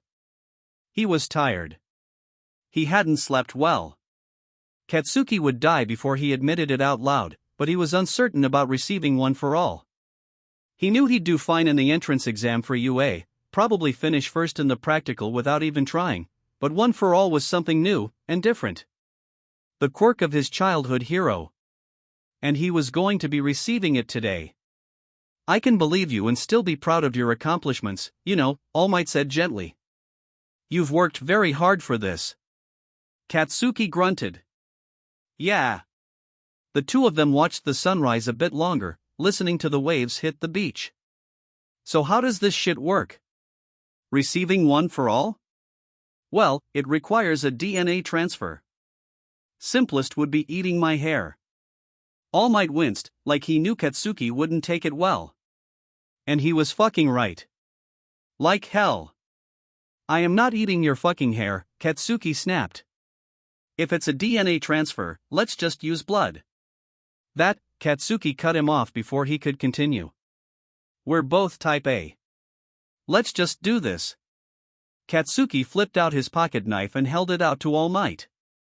With a sigh, All Might took it and pricked his fingertip. He handed it back to Katsuki, handle first, and Katsuki repeated the gesture. So, what? I can punch down buildings now? Katsuki asked, wiping the blade off and returning it to his pocket before examining his finger. All Might coughed some blood into a hanky. Man, that guy was delicate. Maybe that's not the first thing you should think of, young Bakugo. This quirk is an incredible responsibility. You should think to use the quirk to help others, first and foremost. Katsuki rolled his eyes. He'd been joking. Dumbass didn't have a sense of humor. Obviously. But how does this fucking work? Well, it'll probably take a couple of hours for the full effects, but you should be able to access my power in time for the practical exam. And? How do I actually use it? You'll be able to feel it. Katsuki frowned at that, staring first at All Might, then at his pricked finger. How the hell was that supposed to help? Was All Might being vague on purpose, or did he actually not know? It wasn't the first time All Might had struggled to get a concept across, though, so it probably wasn't on purpose. Whatever. Katsuki would figure it out on his own, then. It's not like he'd ever needed anyone's help to sort out how to use explosion, and he was amazing at that. One for All would be similar. Toshi would have suggested taking a picture with his protege to commemorate the moment, but he was pretty certain the boy would explode his phone if he tried that. That was why he'd had to replace his phone a few months ago, after all. He watched the boy walk off, heading back to his house to prepare for the UA exam. He was hot-headed, to be sure, but that determination was something else. He would make a fine hero, one day. Izuku stopped at the entrance to UA, staring up at the huge buildings. This was it, this was where her start as a hero could be. This was her chance, it was. Get the fuck out of my way, loser. Out of habit, Izuku stepped out of Bakugo's way and began apologizing immediately. He ignored her and kept walking into the building. Izuku breathed a sigh of relief before setting off again. So he was going to ignore her now. That worked for her. It would be easier that way. Maybe, if they both made it into UA, she'd be lucky enough that he'd be in a different class than her. Now she just had to get into UA. First the written exam, then the practical. And what would the practical end up being? Izuku was so caught up in her own thoughts that she forgot where her own feet were, and found herself falling. She was going to hit the ground. Wait, could she use her quirk to save herself? Would that be okay here? Before she could do anything, her trajectory towards the ground stopped, and she was floating above the ground. She was floating! How cool! She righted herself in the air to see that the girl who had stopped her from falling was apologizing. Sorry, I used my quirk on you without asking. I just didn't want you to fall, you know? Hey, thanks. Izuku said, smiling at her. She looked really nice. You can cancel gravity? Izuku pushed, very slightly, off of the ground, and did a slow cartwheel in the air. The girl nodded. Yeah, my quirk is zero gravity. You okay? I should probably set you down now. Oh. Yeah, right. Izuku righted herself again, and the girl touched her fingertips together, and Izuku landed lightly on the ground. Well, don't want to be late for the test, the girl said, turning towards the UA building. Yeah, for sure. Izuku jogged to catch up with her.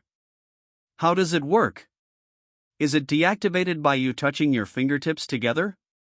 Now that Izuku was actually walking next to her, she could tell that the other girl was a bit nervous. Sorry, I really like quirks, I can get a bit distracted by them.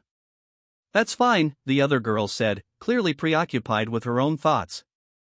Good luck on the test. Izuku waved to her before going to find her seat in the auditorium. Her heart sank as she realized she would be sitting next to Bakugo, of all people. It made sense that they were arranged according to the middle school they would be graduating from, but she still didn't want to be nearer to him than necessary. They'd continued ignoring each other, which was good. Izuku was pretty certain she'd done well on the written portion. She hadn't allowed herself to check over and change her answers this time around. Izuku quickly forgot about Bakugo next to her when President Mike stood up to talk. There was so much to analyze about the practical exam. How could she use her quirk to defeat robots? At least Izuku's trick of chewing on her pencil was helping to keep her muttering at bay. She was glad she'd started to learn to control that. She and Bakugo were in different arenas. As they all moved to their respective areas, Izuku guessed that the judges didn't want kids who knew each other working together. She spotted the girl from earlier, the one with the zero-gravity quirk, in the same area as her, and it gave her an idea. The judges didn't want kids who already knew each other to work together, but what if they just utilized good quirk matchups? Teamwork was essential for being an effective hero, wasn't it? The too strict boy who had spoken up during the explanation of the practical exam stepped in front of Izuku as she tried to move towards the other girl. "Don't you think you should leave her alone? She's trying to focus and prepare for the exam," he admonished Izuku. Izuku blinked at him. "Yeah, of course. And I have a plan to help her do better." She ducked around him to stand next to the girl. "Hey," she said. The girl looked over, and then recognition lit up her features. "Hey! You're the klutz from earlier. Great way to be remembered." "Yeah," Izuku said sheepishly. "I think your quirk and mine could work really well together, if you're interested." Is that allowed?" The girl put a finger to her lips as she thought about it. "They didn't say it wasn't. They probably want us to take the initiative. You know, as hero students?" "Oh. Yeah, maybe. I'm Ochako." "What's your quirk?" "Alright, it's time to start." They heard President Mike call, and the massive gates opened. Izuku grabbed the girl's arm. "I'm Izuku. Cancel our gravity." Now that Izuku thought about it, could Ochako cancel her own gravity? Maybe she hadn't thought this out well enough? Sure? The instant Izuku felt her feet come off the ground, she pushed off with her quirk, and both she and the girl sailed into the air. The other girl screamed, and held onto Izuku more tightly. Izuku pulled against one of the buildings and they flew over the heads of all of the other students. "We can move faster than all of the other students this way," Izuku called to her. "And if you cancel the robot's gravity, I can push them way far into the air and then you can cancel it and they'll come crashing down." "Oh my god!" Ochako yelled as Izuku directed them to the first robot, jerking them out of the way of a laser at the very last instant. "This is really fast." But she slapped the robot and it started floating. Izuku started pulling it behind her as she directed herself and the girl towards another robot. She kept on pulling robots behind her until the girl started struggling, then dropped to the ground below the robots and pushed all of them up as high as she could. The girl put her fingertips together, and the robots started raining down. Izuku pulled the girl around a corner to avoid the rain of debris. "That went great. You think you can do that again?" The other girl was doing the brunt of the work. It took almost no effort at all for Izuku to pull their weightless selves around. She nodded, looking determined. "Yeah, let's do it." And they were off again, zipping around the arena, picking up and destroying robots. Izuku was having a blast, even if it took some forethought on her part to keep the robots from falling where they might hurt the other students. It seemed like a side effect of Ochako's quirk was nausea, unfortunately, so she was struggling a bit more. How many points did they have now? Izuku wasn't sure, she'd been so focused on moving around she'd forgotten to keep count. How much longer did they have in the test? It had to be near over, right? There was a rumble, and Izuku looked over to see an absolutely massive robot step out of the ground. "Is that the zero-pointer?" someone yelled. "Why would the teachers put something like that in the exam? Especially if it didn't count." There was someone right where the monster had come out of the ground, right where the monster was going to step. He was trying to run, but he wouldn't be fast enough to get out of the way. "Ochako." Izuku looked over. The girl was bent over double, barfing. So this was up to Izuku. She leapt into the air and pulled herself towards the robot as fast as she could. That thing was huge, and her telekinesis wasn't a directly offensive quirk. So her best bet would be to get the thing off balance, and let it use its own weight and size to damage it as it fell. Izuku landed not far away, and just as the robot stepped on some rubble, she pulled against it. It slid out from under the robot's foot, and the robot swayed as it struggled to keep its balance. The other kid was still struggling to keep out of its range. It looked like he'd hurt his leg somehow. He was still in danger if that robot didn't fall. Izuku continued pulling against the rubble as hard as she could, but it wasn't going to be enough. The robot still was already regaining its balance. Izuku shoved off of the ground and rotated so she was flying feet first towards the underside of the face of the robot. Her kick landed solidly, and she was thankful for durability as she hit hard enough to dent the metal. And that finally did it. The robot was falling over backwards, unable to catch itself. Izuku landed softly and turned to the boy who had almost been stepped on. He looked exhausted and frustrated, his purple hair blown back from his face. "Are you okay?" she asked him. "Seriously?" he asked. "I had to be saved." He shook his head, and turned to limp off, seemingly unwilling to put weight on one of his feet. "I guess that's a yes, then?" Izuku asked, following him. "You need any help? It looks like you're hurt."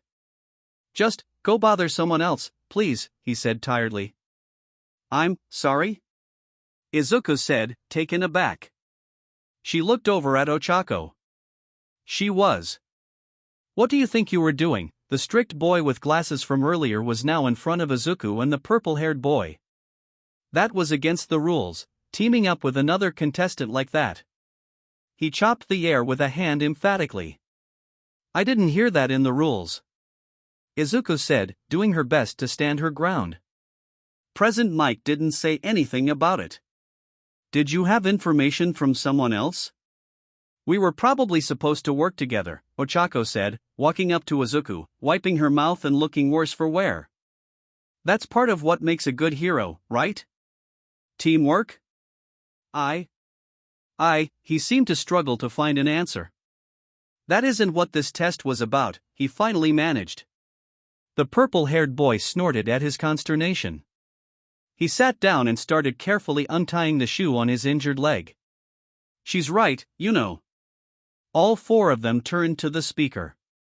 There was an elderly lady walking up to them. She handed some gummies to Izuku and Ochako and the boy with glasses. "If you can see a stranger's quirk, come up with a strategy to use it with your own, and make a team with them in a matter of minutes. We are most certainly not going to punish that." She looked at Izuku and Ochako. "Very impressive, you two." Thank you, Recovery Girl." Izuku managed, overwhelmed at seeing Recovery Girl in person. The elderly hero nodded and turned to the purple-haired boy. "How is it?" "Not great," he said. His ankle was already turning purple. "Well, we can take care of that in a second, can't we?" And she kissed him on the cheek. Within a couple of seconds, the bruising on the boy's ankle disappeared. "There, that should do it." He looked too stunned to respond. "Thank you, Recovery Girl," Izuku said again to her as she walked off to take care of the other kids. The purple-haired boy flexed his ankle slowly. "Horrifying, but effective," he said, standing up. "Recovery Girl can heal most injuries by kissing people. It's a really cool quirk. Bit traumatizing to have to undergo, honestly." Ochako sighed. "So that's it for the test, then? We're done with applying to UA? I'm so relieved." "Hey, Izuku started. The other teenagers turned to look at her. "Do you guys want to go get lunch together? Or something? It might be nice to know each other before the school year starts." "You're assuming we're all getting in," the boy with the glasses declared. "That's not a certainty." "God forbid we ever be friendly, then," the purple-haired boy said drily, causing the other boy to stiffen. "I think it's a great idea," Ochako said. "Let's all go." "Yeah, cool." Izuku was determined to start the school year with friends, at least, or if that wasn't possible, acquaintances.